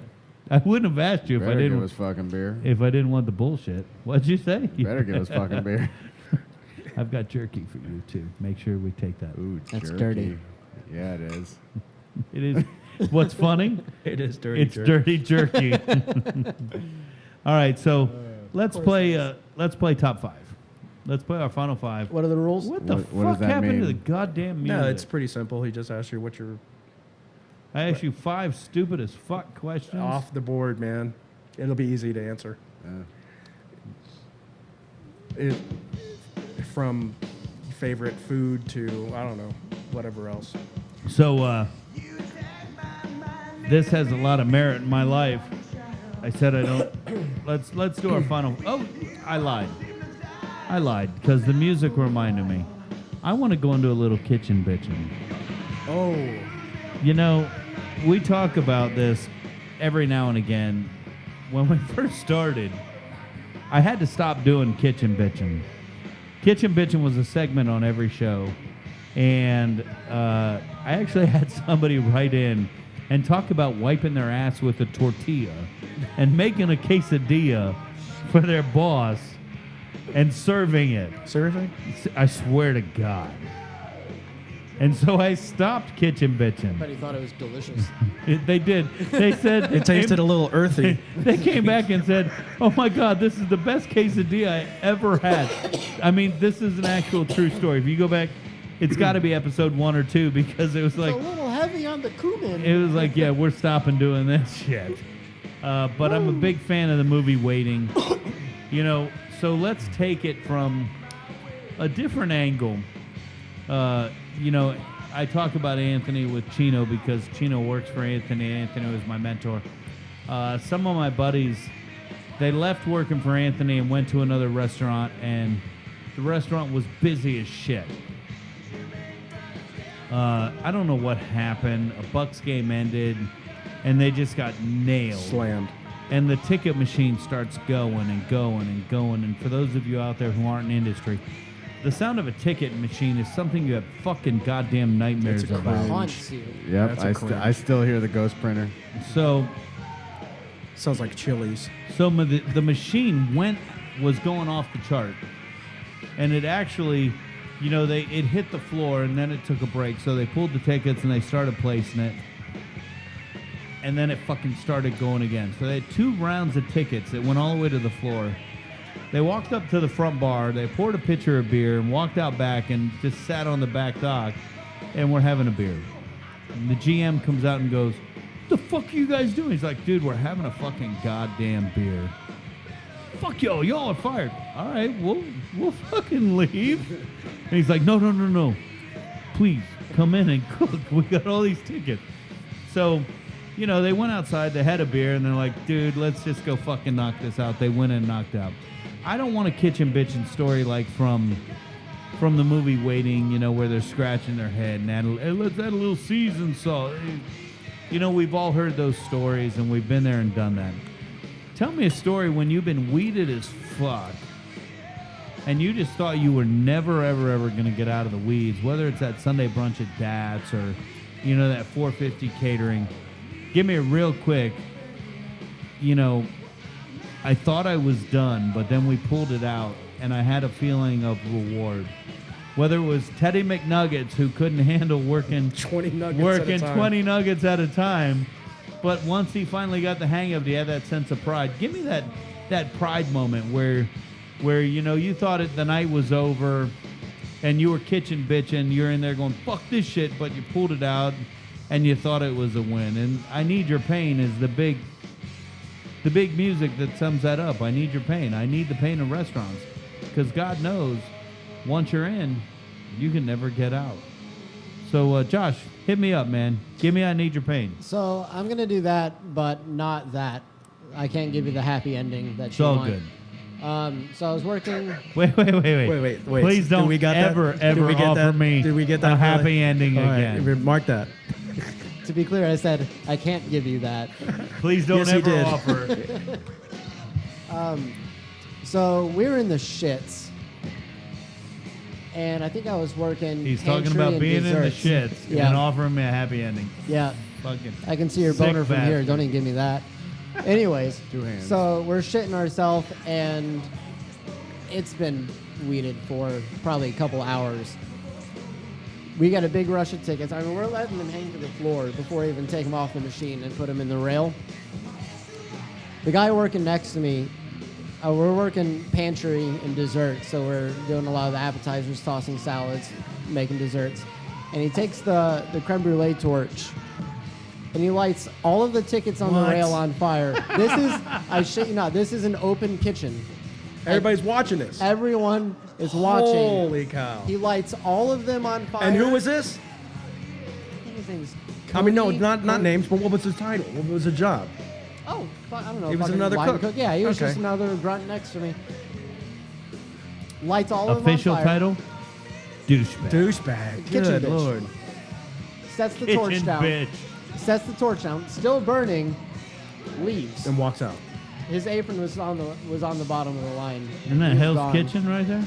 Good Lord. That's a Hell's Kitchen story right there. Good for him. You're an Ofer dog. Ofer. So, he So how did you salvage the night if he burned all the tickets? there's no good story on there. He said Oh, there's no that's good it. ending. It's over. Well, what are you gonna do?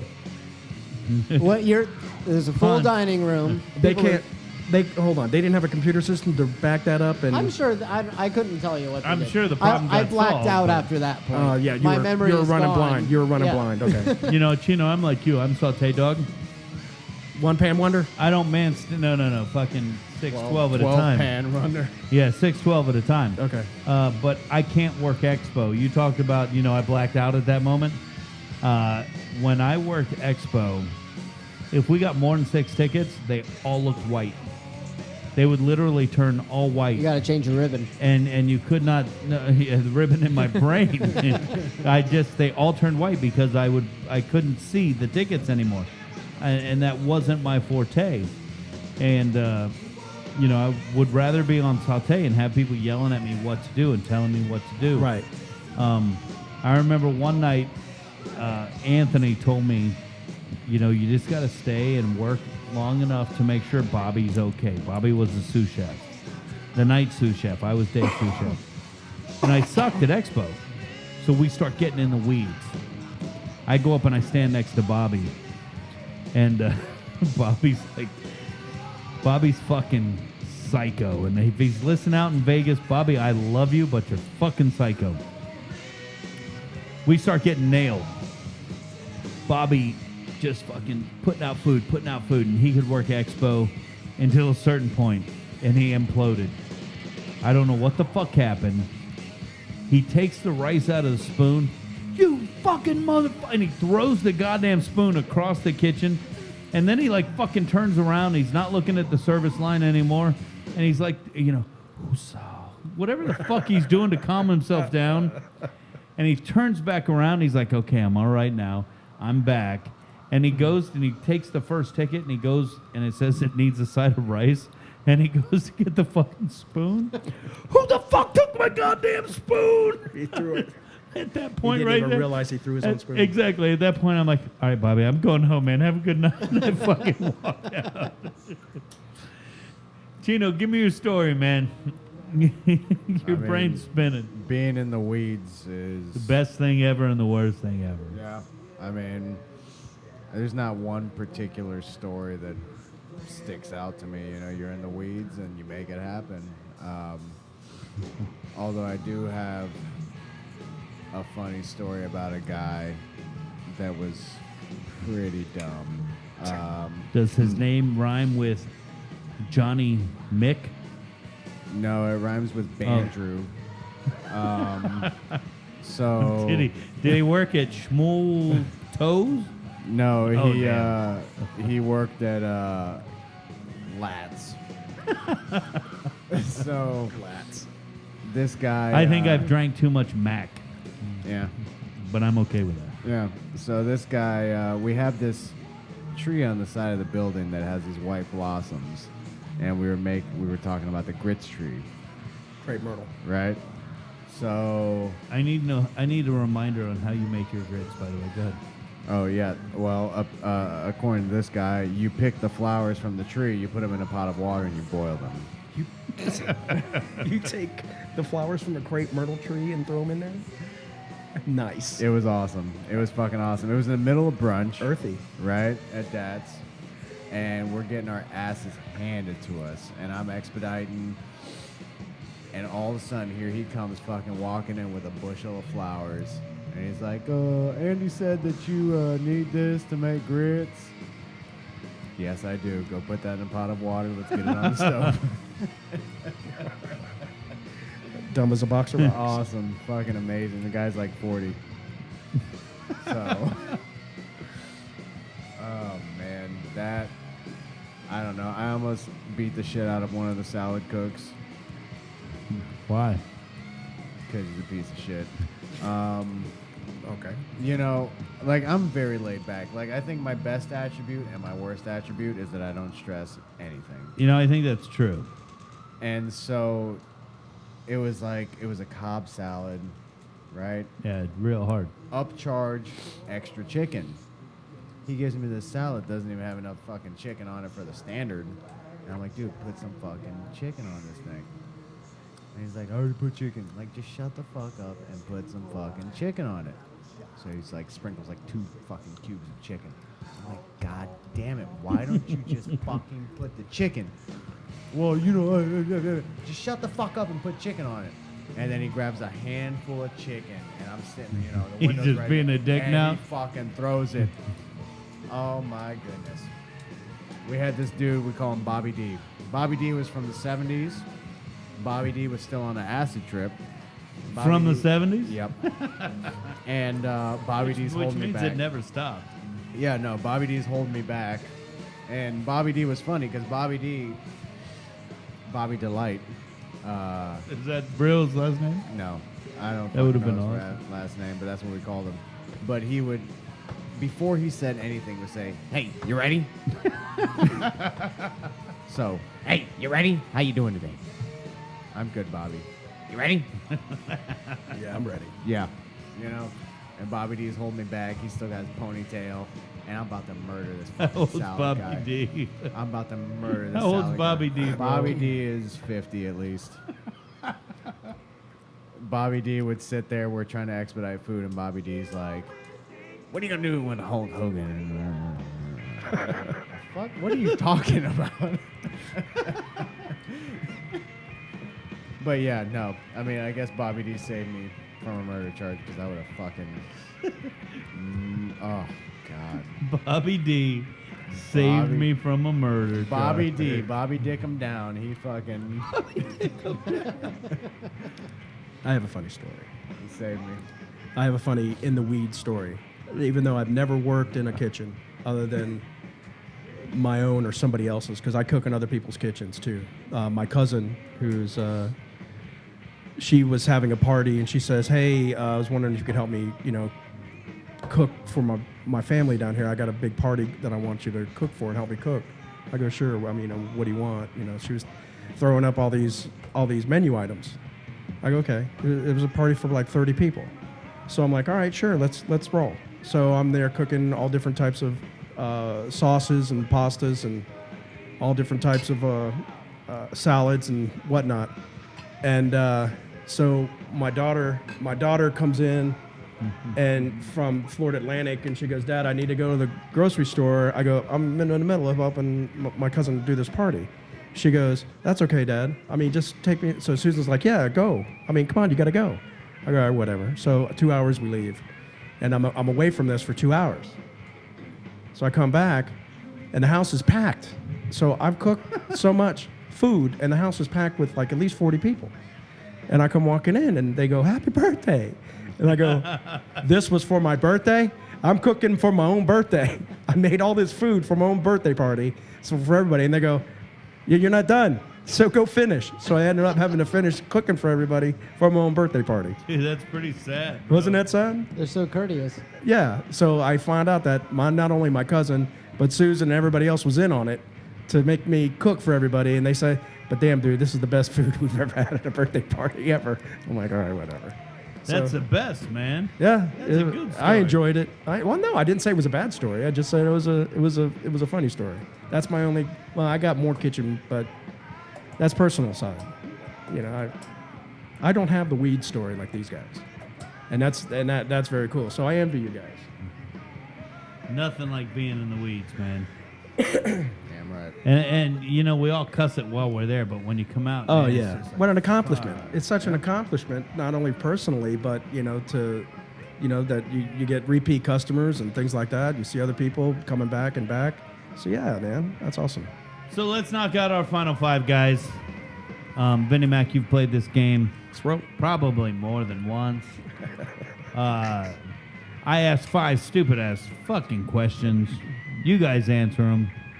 And it has nothing to do with anything more than us getting to know you guys a little better.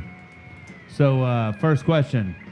Wait, let's just pick an order now because, I've got to have that sanity in my life. Who's going to answer first? I'll go first because I'm in the corner. You're fucking not answering. You played this game. Okay, never mind then. All right. Rock, paper, scissors, Josh?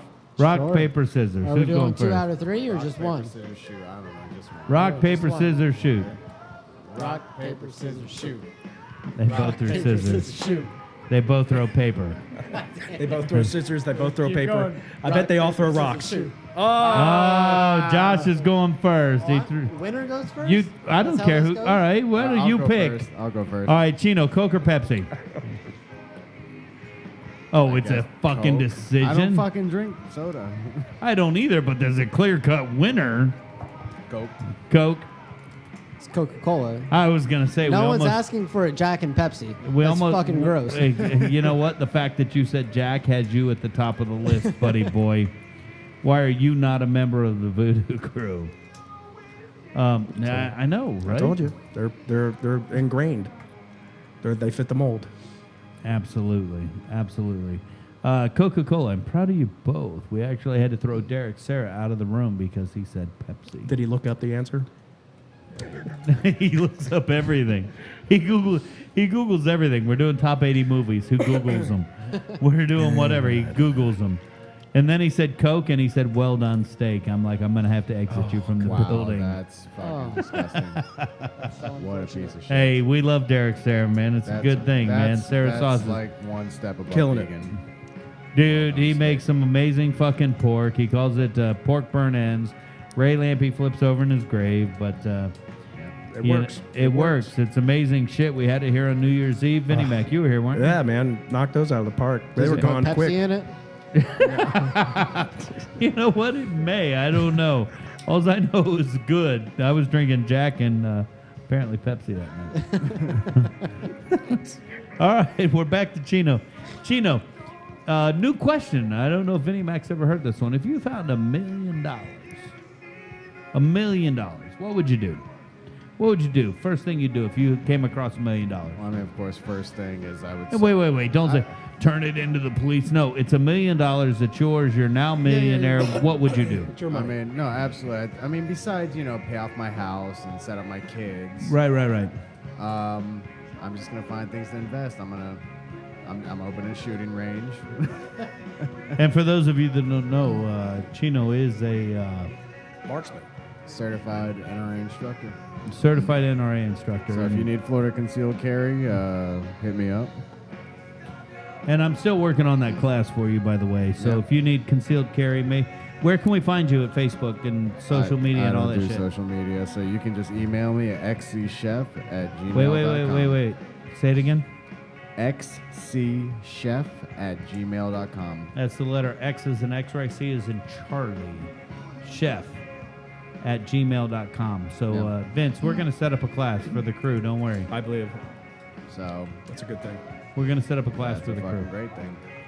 And we'll meet right here, shoot whatever the fuck this place is in Oldsmar to do our actual shoots, and we'll be good to go. Yep. So, Josh, if you, and that's good shit, man. You set up your wife and your family first. I gotta be honest, I don't remember what the fuck you said except set up your wife and family because I shut off at that point. Yeah. That's the important shit to me, knowing that you're a family man. Leave a legacy that you can be proud of. That's important, man. Josh, $1 million. Half of it's going in a savings account. Fuck you. Why didn't you say me? Thank you.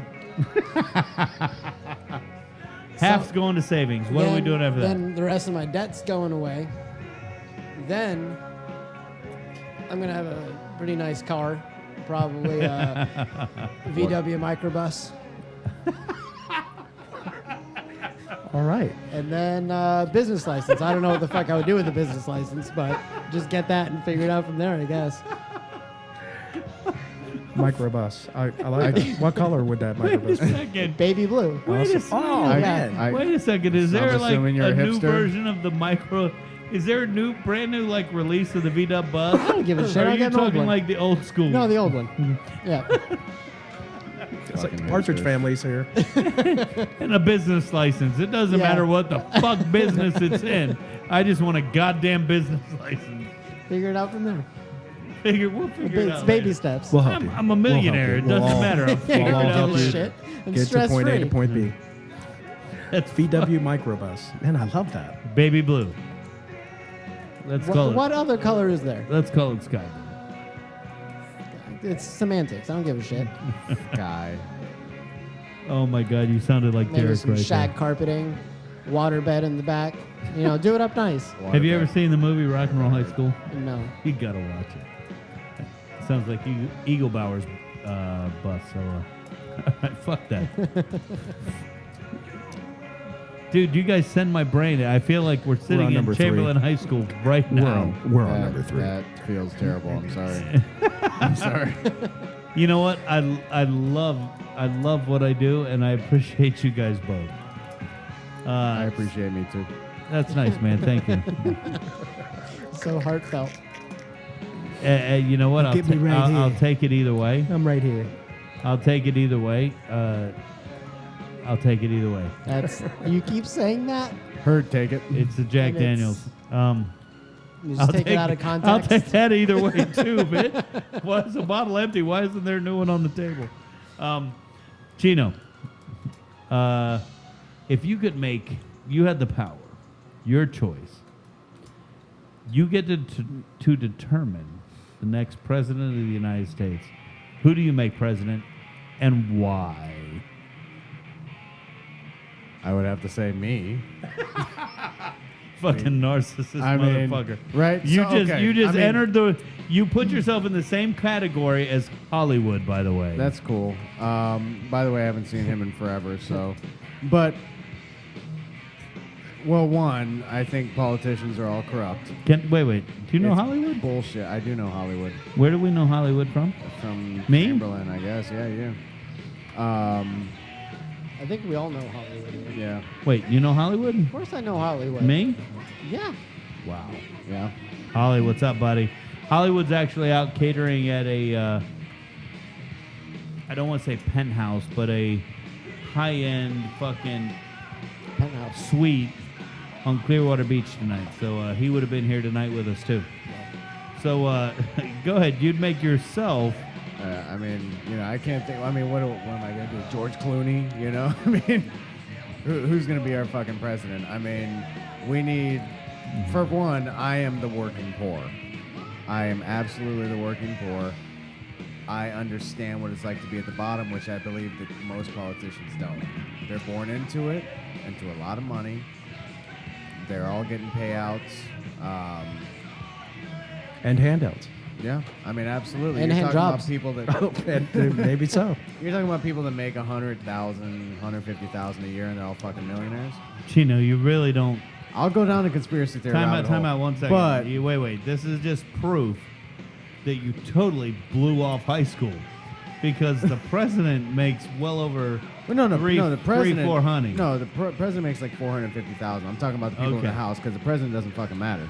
3-1. Bolts are winning It's- right now. I had to throw that out there. It's all the people in the Senate, the House. They're the ones that make decisions. Presidents can't do anything without the approval of Congress. Except blow up shit. And, Keep throwing yeah. those hearts and likes out there on Facebook. Ooh, America. America. So yeah, I'm gonna have to go ahead and say me. What would you do as president? Yeah. Figure Whatever it out, the man. fuck I want. Goddamn right. But I'd figure it out. I mean, hopefully make it easier for people. You know what I would do if I was president? I'd put like Coca-Cola in all the water fountains in the high school. Coca-Cola. I don't know, man. I'm just remembering that's what somebody said that in my elementary school. If they ran for president, I'll put Coca-Cola in all the water fountains, and the bitch won. Of course she did. Josh, if you were president, if you could make anybody, if you were president, what the fuck would you do? If you could make anybody president, you had that power. Who the fuck would you put? So there's this fella. Max Levin. Yeah, actually, no. Love you, Max. His name's Vermin Supreme. He's Is that a joke? no, I'm dead serious. Vermin? Vermin. No, Vermin. Supreme. Vermin Supreme. Like yeah. you Wait, hunt vermin? vermin. Yeah. Like a rat. That's Like the same fella. So he's a political activist. Oh, wait, are you fucking all of a sudden? Are you all of a sudden fucking? No, he's telling you. Wait a second. Are you all of a sudden Norm Macdonald? Yeah, he's the same fella. Anyways, Vermin. as I was saying before, I was so Vermin rudely interrupted. Supreme. The first Vermin time I've heard of Supreme. it. He's a political activist. Are you just standing up? He's ran in a couple races. So he's Is that legitimately his name? no. Vermin? Well, it's probably his stage name. I couldn't D's tell you nuts. what his That's name like is. D's nuts. Sure. Okay. So Heard these nuts. he's running as the quote friendly fascist, and he's going to have mandatory toothbrushing laws, and he's always said he's going to have a free pony for every citizen. Is this true? I wrote Yep. down his name because I'm going to Google this Yeah, shit later. He's on YouTube. Look him up. I'd vote for him. Holy crap. It's better than Trump. So, you know, Millennials, right? Gino, what do you hate more than anything? I don't know. That's a tough one. That is a tough one. Hate more than anything. People that can't take responsibility for their own circumstance. I kind of dig that, man. I fucking hate that shit. Like, people. So, I'm not religious by any stretch of the imagination. I fully believe religion is a way to blame your problems on somebody else. And I hate that shit. I hate people that are like, oh, well, I can't do this because enter excuse, you know? Like, you're in control of your own destiny. You know, man. someone just recently posted to me, God give me strength. Yeah, no. You know, Fuck you. such and such has fucked me. I don't know if you've noticed. And for all of you that think that I've ever fucked you, fuck off. But go for it, man. No, I mean, agree I don't know with if you noticed. So, 1000%. if you guys haven't seen, I have the inscriptions above the gates of hell as written by Dante Alighieri on my side. What the fuck is that? Read it. I can't read that. It's all fucking Italian. But All so, right, so in tell me what it English, says. It is through me, the suffering city. Wait. Can we stop for one second? As he's saying whatever the fuck he said, he lifted up his shirt and on his rib cage. How many lines? It's a paragraph. About 10 or 11. About 10 lines of shit written on his It's in fucking Italian. rib cage in Italian. So Because that had to be authentic. 'Cause it's written in paraphrase, Italian. yeah, the that's right. Jap's got Italian written on his rib cage. Tell me what it says. Through me, the suffering city. Through me, eternal pain. Through me, the way that wrongs among the lost. Justice urged by my creator, Slow the the fuck highest down. prison. Slow the fuck down. The highest power and the most primal love. Through me, only eternal things are created, and I endure eternally. Abandon all hope, ye who enter here. And I loved Inferno. Wait. This is Dante Alighieri's Inferno. This is 1300s. Yeah, the fucking eight rings of hell or some shit. Yep, 9 rings of hell. 9 rings. I fucking. All I heard love was that. all ye who enter here. What the fuck? Is there something you got to tell me? Abandon all hope, ye who enter here. Something you got to tell us? It's about a brothel. And actually, you know, when I got that, I was like, you know what? This is some cool shit to say to a motherfucker before I kill him. As the teardrop falls. Exactly. Is this some shit out of Pulp Fiction, man? Oh no, I plan on getting Pulp Fiction's Ezekiel 1725. All right, let's sidebar. What are the 3 fucking names that Sebastian has on his rib cage? He has 2, I believe. It's Ramona. Yeah, what the fuck? All right, Ramona's the first one. What's that? It's from some book. And then the other one was, God damn it, what's the lady from Fight Club? Josh? Helen Bonham Carter? Yeah, who she plays. Couldn't tell you her character's name. Yeah, well, her. Never seen Fight Club. What? What?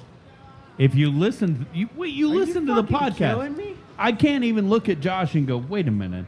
Chino, you listen to the podcast. You tell me I've you do. heard some. I don't watch movies. I haven't seen. Everybody's seen Fight Club. I haven't man. seen Fight Club. Jesus Wait, Christ. I you haven't ready seen for Fight this? Club. You ready for this?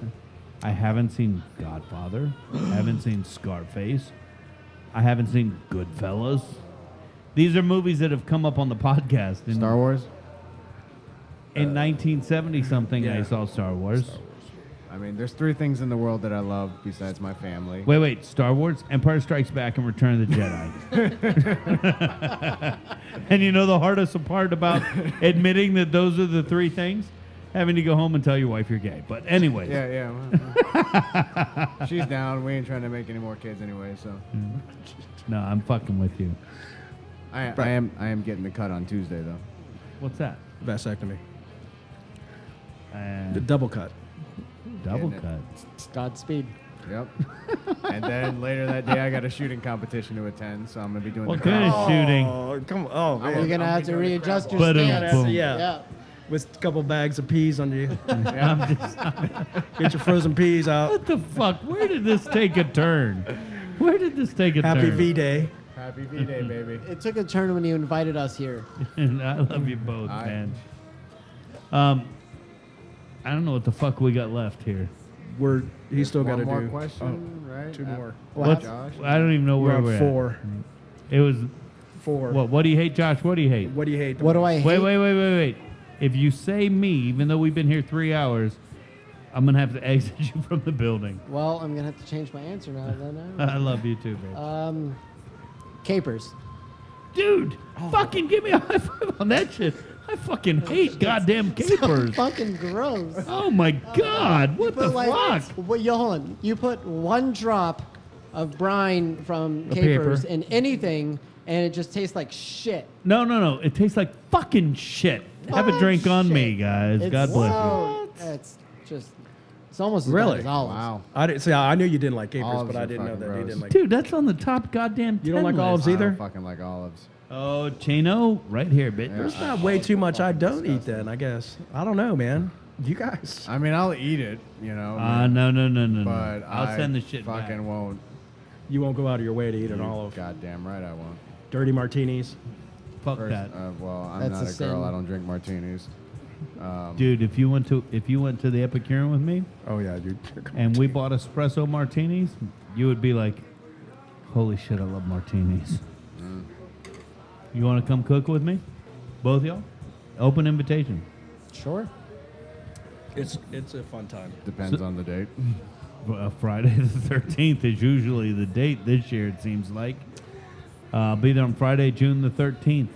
Espresso martinis on me. If you guys want to join, you let me know. I'll check my schedule. I would love to, but that's not going to work for me. It's Fridays. going to work for you because we're... We got a restaurant to open. and yeah, the minute you say, Alan, I'm going to the Epicurean and I'm going to be billed as the chef of the local. Yeah. Go. We'll see about that. I'll make it happen tomorrow. Espresso martinis on Vince. Thanks, Vince. You're welcome. This fucking guy. Yeah, I know. I swear. He's like me over there That's playing what? the same game with the That's pen. number 3. Squinty eye syndrome. Sorry. Can't see what the fuck I'm doing. You know It's what? a real thing. It affects like But the 1.6 problem is- billion people. You're Japanese. I'm not, and I have the same problem. Yeah. At least I Yeah. can blame mine on the jack. Yep. Just remember the Japanese are the top of the food chain in the Asian community. We are the white people of the Asian community. How do you explain that when it's like itty bitty? It's like California to the United States. What do you mean? Like, So Japan is like Size-wise. California oh yeah, talking no, about no. to that's the what United States. When you talk about the Geographically, Oh, no, Asian- yeah, no, it's geographically, about yeah. the size of California with half the population of the U.S. Okay, It's a lot so of people. It's a fuck ton of people. how many people are? What exactly is a fuck ton in Japan? And for all of those of you who are out there listening in Japan, make sure you understand that we have a true fucking Jap on the show today. Well, Half Jap, that's not a half bad Jap. thing. Half I Jap. mean, German and Italian. German Axis powers. and Jap. Axis powers. but you know, So I we're mean, hitting two got your demographics with mojo? one. You know, I mean, you know, my mom moved back to Tokyo, so Did she really? she did. I did not know that. I'm sorry. Yeah, me too. But, No. I mean that. I'm not being sarcastic. I think you know I mean that sincerely. I'm very sorry that your mom's not here for you. yeah, it sucks, but you know, we're making do. She actually works at IKEA in Japan. That's pretty fucked That up. is pretty A funny. Swedish company. And she Hey. she has to do the announcements in English. Hey, on the real, you know we're here for you. Yeah. I mean, But Yes. you know, Tokyo is a crazy. The moment place. your kids call me grandpa, I fucking Shawn Michaels kick your ass. Shawn Michaels, isn't that Sexy Boy? Isn't that what his theme song was? Yeah. Yeah. But Tokyo is a crazy place. How many people are in Japan? Half the population of the U.S., whatever the fuck that is. No, do you really know? I have no clue. It's like over 1 billion people. Do we need to That's call not a billion Colazo? people. That's a lot of fucking people. Do you know? No, Do we need China to call has a billion Colazo? people. There's a couple 100 million in Japan. You can call Colazo if you want. No. Which also, I haven't seen him. I wonder how he's doing. You know he's no longer at Chamberlain High School. I do not know that. Why He's would I know now that? well, because you love Colazo. I do love Colazo. I haven't fucking seen him forever. He's at Tampa Bay Tech now. Oh, good for him. I Nah, guess. not I don't really. know. Oh, wait, that's off of Harney. Hillsborough and Harney, yeah. Oh, yeah, that is. Josh, did you have shitty place. Colazo? I did have Colazo, and the one memory that I took away from his class was watching Monty Python. Watching And he was Monty trying to tout Python it and- as some historical lesson. Okay, so time out. Let's clear the air here because Chino. True confessions, no bullshit. How many movies did you watch in Colazo's class? A lot. Josh? Minimum one a week. All right, so Damn. So when we talk true confessions here, I want everybody out there to know the story out there with Colazo is how the fuck can you show movies every goddamn day? What most people don't know about my friend, Alex Colazo, is that he wrote his thesis or fucking, I don't know, some educational bullshit. He's not a doctor. But it was on the use of multimedia in the classroom and educating through film. And so when I get all these ass fucks out there, all he does is show movies. I mean, you mentioned Monty Python. Did he relate that to history at all? Don't lie. No, I'm sure he did. I wasn't awake for that part. Oh, wait a second. I got more Coors Light here. I've been in sales, outside sales for a long time, and the funniest thing was I don't know how many sales meetings, training meetings, professional training meetings, that were based on the movie Tommy Boy. I just Great film.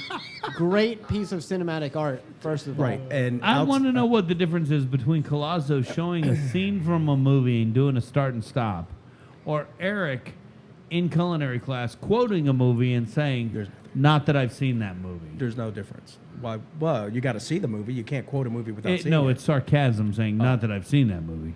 Okay. Chino, any comments? You're over there like just. I mean, I watched. Funny enough, I actually love the movies that Colazo showed. I remember seeing Enemy at the Gates with Ed Harris and Jude Law, the Russian snipers. That was a good movie. That was a Right? great movie. Russia versus Germany. Was it Russian versus Germany? Yeah, Ed Harris was German and Jude Law was Russian, and they were trying to kill each other the whole time. Okay, that was besides the- them killing that was- them, that what was was the purpose World of the War I, lesson he right? was teaching? I don't fucking know. World War One. It was Come on, where the fuck World were War- you? Vince World just War gave you a hint. II. I just. Wait, did you correct me? Yeah, It was did. one, I thought. No, World War II. Okay, wait a minute. So you fucking Stalin learned and something, Hitler. motherfucker? Yeah, and then we Vince, also can I have another watched, pen? what was it? Brothers, which was a Korean movie, 100% in Korean, Thank you. about the Korean War.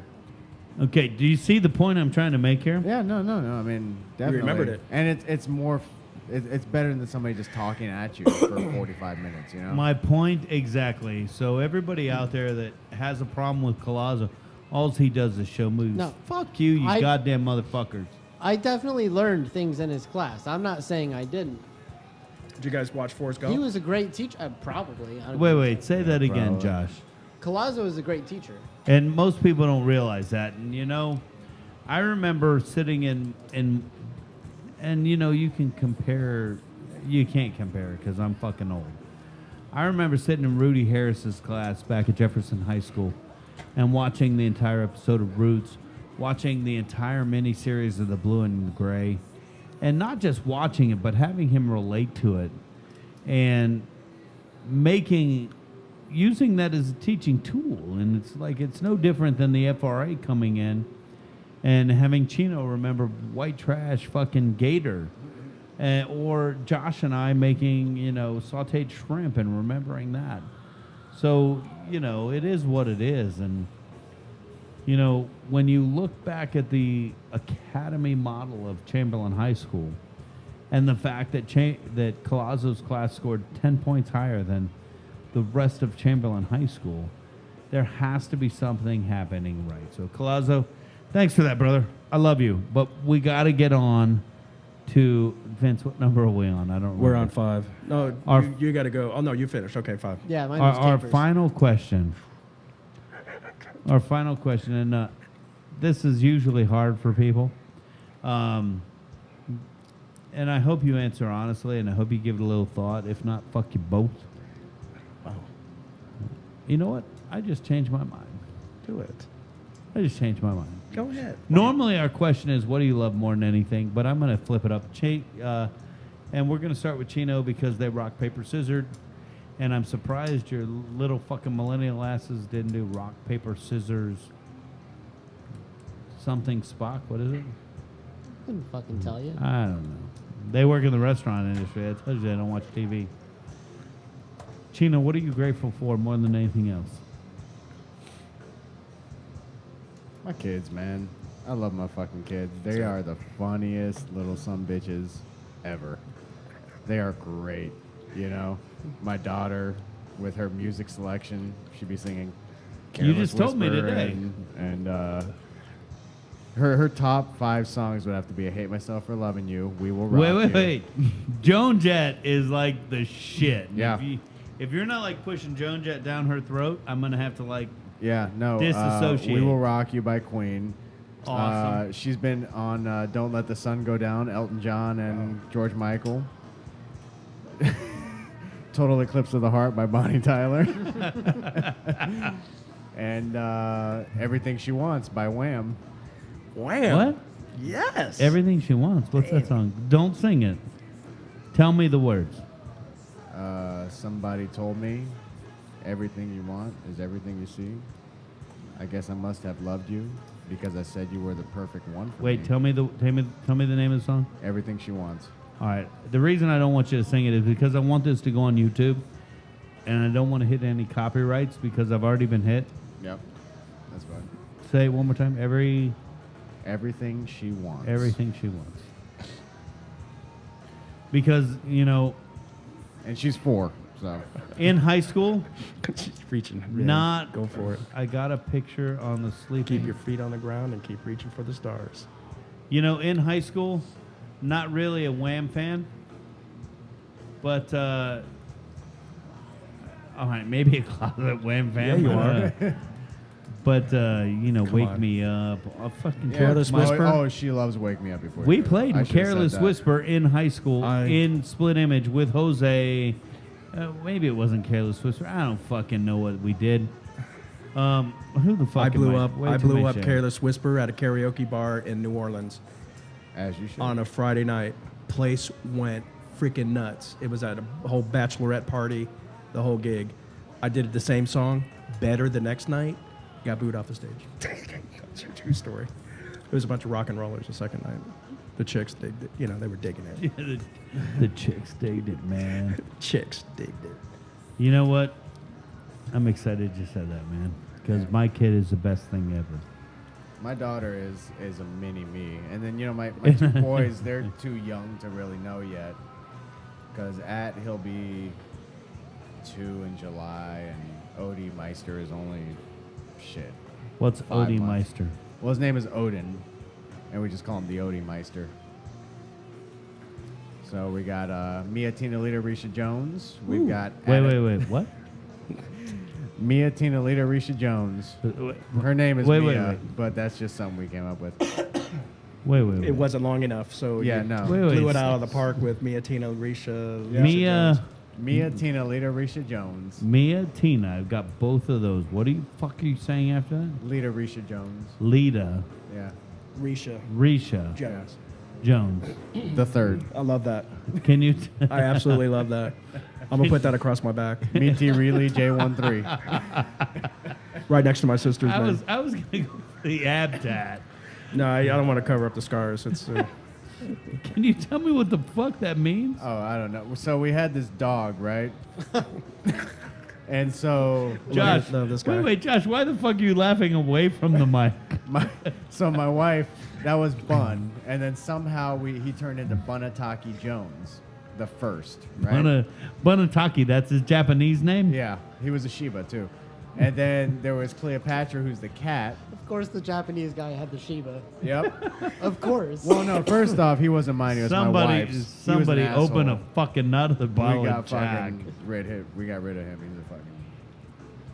He was a bitch.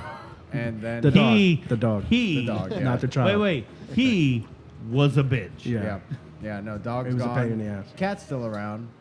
sorry. That's Cleety Reilly J13 or J12. Some creative names. That's Cleopatra. Then we have Mia, who's Come up with some menu items the with those third, names. who's the third oldest. We're Asian, Yeah. Yeah, we are. And then Hey, then there's Josh, I got this. Atataki. Atlas is his name. Okay. The Atataki. Titan. Atataki So Jones. that's Atataki Jones. And then there's the Odie-Meister. Dude, I love Atataki Jones. I love that. That's a superhero name. Yeah. Cry fighter. My boys. My fucking boys. Although At doesn't like Odie. He's super jelly. Peanut butter and jealous. Peanut butter and He jelly hates the baby. macaroons are my He favorite from fucking Dad's, hates the which baby. means they're William Dean's. Yep. That they are. So, but my daughter is my spitting image. And I know her mom hates it.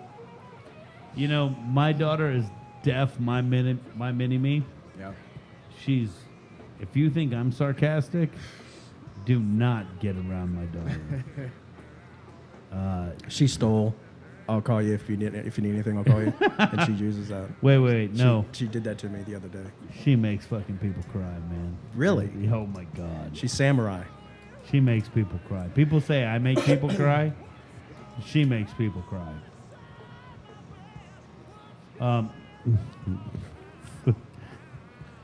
I can't even Gotta get get it, past Josh. the goddamn name. All I know is Ataki Jones. Yep. Ataki Jones. Yep. That's my boy. It's beautiful, man. Atlas. Right? So, Mia, Atlas, and Odin. But Odataki, right? He's just Odie-Meister. Odie-Meister, not Odataki. You gotta have, okay. Yeah. all right, so someone just posted on Facebook. Colazo had a wall of pictures with all the kids who fell asleep in class. True? Yeah. I believe it. Yeah. No, I he I did. just had another flashback. I'm sure I was on that wall. This girl, I think I had Colazo my senior year, so she must have been 18. She got a tattoo of a bumblebee on her ass cheek. Dude. And for some reason, she announced it to the class, history class. And Colazo is cracking up behind his desk. And he looks at her and he goes, "Are you aware of what the bumblebee symbol stands for?" She goes, "No." He I says, have no clue. What is it? "It's the international sign for welcoming," on her ass cheek. Wait, did Colazo make that up? Maybe. I thought pineapple was the international sign. That's of welcome. hospitality. That's hospitality. Okay. Hospitality. My favorite Colazo story was I don't remember what led Wait, up wait, to it. wait. Let me give a little bit about Colazo. All right, so Colazo is a history story, a history teacher at Chamberlain High School, where I taught for 15 years, and he taught Alex and Josh. So Colazo came from New York City, and he's a good friend of mine. He entered Chamberlain High School, How long is the story? and no. Oh. And he came from New York City. He was actually a principal of a private school in New York City, and he came to Chamberlain High School. He moved down there with his family to hang out with Mom and make sure she was taken care of. And he ended up at Chamberlain High School. We started at the same time. Alex and I actually grew the academy into what it was. So, an amazing history teacher. and more importantly, an amazing friend of mine. So, Chino, share your story about Colazo. Well, the one thing I love is Colazo always told it how it was. He never sugarcoated a whole lot. And, well, we had this kid, I believe, he had the whitest name ever. It rhymes with Bunter. And I hated I like this that kid. you have these names figured out with synonyms. Yeah, you got no, something that sounds like rhymes like. I hate this kid. I hated him. I was supposed to fight him behind the 800 hall one day, and he never showed up because he's a fucking pussy. To this day, I mean, I don't know. I mean, he could be a good person, but I mean, is he fuck still him. in town? Do you know? Or I don't know. I don't care. okay. Fucking Colazo. I don't remember what led up to this moment. Of the fight. And, well, no, this interaction between Colazo and this kid. Oh, okay. And he says, you know what?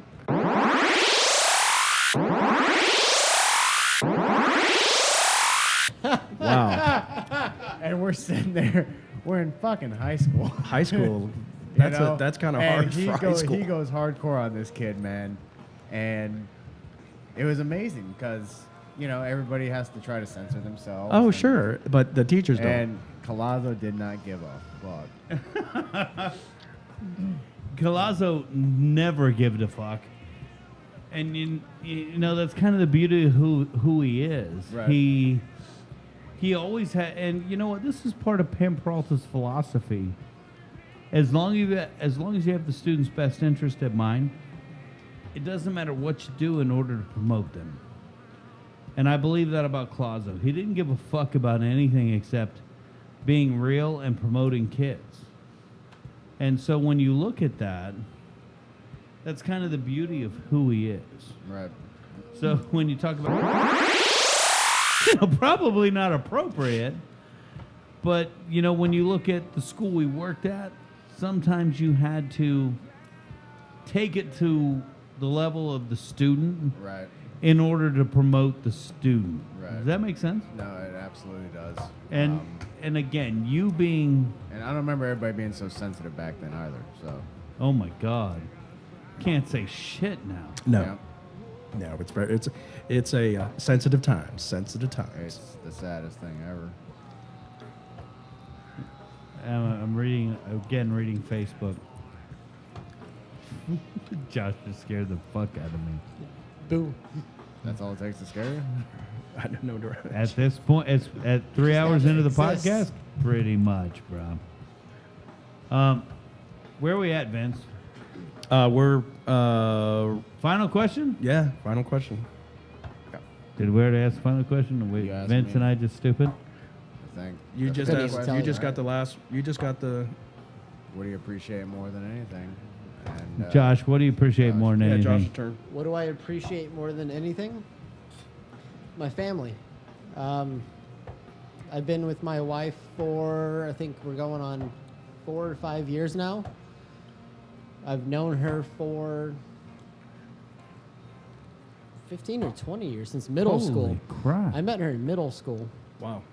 She's a couple of years older than me, so she was friends with my older siblings, so she's always been around. Did I know you have older siblings? I don't think so. You've learned and unlearned more than I will ever know. I'm pretty sure. I've learned a lot in this bottle of Jack that we drank tonight, and I just flipped a fucking That's cappuccino. That's 4. For what? 4 times that cup's gone down? Yep, 4 times. Yeah, but three Something of them in that area. Got Three the of them clicker. were Chino, and one of them was me. And I'm the one that's got whiskey You all might over catch my up. pants. Do you really? Well, I mean, we I got some stole your trips. cup of whiskey. Well, hopefully You your sure wife likes did. whiskey.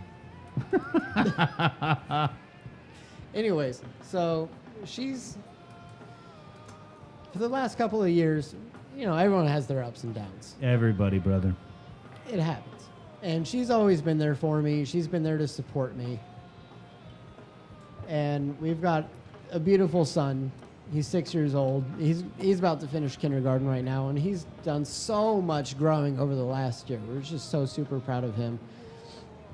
And of course, I've got my bitch, the dog. Oh, She's got her Thank pussy, you for the cat. clarifying. Thank you for clarifying again. And I just love my family. They're amazing. It's the best thing ever, man. I couldn't Yeah. ask for anything more. I mean, I'll tell you, for me, having kids and consistency it's what drives you, because for me, like, I don't really care. If I was single and I had no kid, I'd just trek through life. I don't fucking care, But they are what gets me up to and motivate me to, like, do shit, They keep you young, that's for sure. Yeah. I mean, even for me, I don't know. I feel like I have a lot more gray hairs than I did. well, I'm glad I don't have any. I don't have any. Remember, the Asians, the year we gray is the year we Whatever. die. So,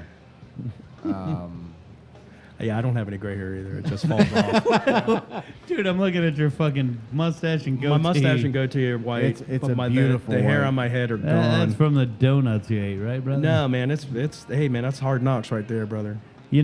I've got to tell you both, I was proud of you simply for who you were in high school. Definitely proud of you for your accomplishments that you've made in the 5, 10, 12 years. I don't even know how long you've been out of high school. Definitely proud of the accomplishments you've made. Absolutely. I've got my But- 10-year high school reunion coming up in next month. Yeah, fuck that. You Don't going? go. I haven't bought a ticket. But, you gotta buy a ticket. but It's sitting... an open bar. Yeah. can I get a ticket? Yeah, sure. Yeah, they're probably going to serve Jim Beam. But sitting here, in VooDoo Studios, the VooDoo Chef podcast, and I know you guys came, who gives a fuck why? But just to be honest, I'm proud of your success, and I would have been that anyway. But because of the answers you made and saying that, both of you referring back to family, which is so important to me, that makes me even more proud of both of you. And I am very super stoked and super proud to sit here, share a nice little cocktail, Absolutely. talk about food. More importantly, talk about how proud you are of your family, and that makes me more proud of you than anything. And I am very, truly proud to be part of both of your lives, and thank you for letting me play that, whatever role I may or may not have played sitting here in that, so that you could sit here and talk about your families and share that through the VooDoo Chef podcast. Thank you very, very much. Thank you.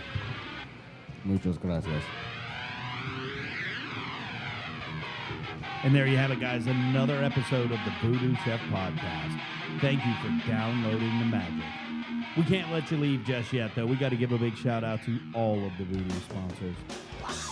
VooDoo Crew sponsors, first and foremost, thank you, Chef Shane Shively and First Watch. You make the VooDoo Crew happen. A big shout out to Doug Driscoll and the entire Driscoll family. Just Grillin' was the first place in Tampa Bay you could find VooDoo Chef sauces and seasonings. Sergio and Christina Chankane over at Ybor Sushi House. Make sure and check them out. It is the best sushi in Tampa Bay.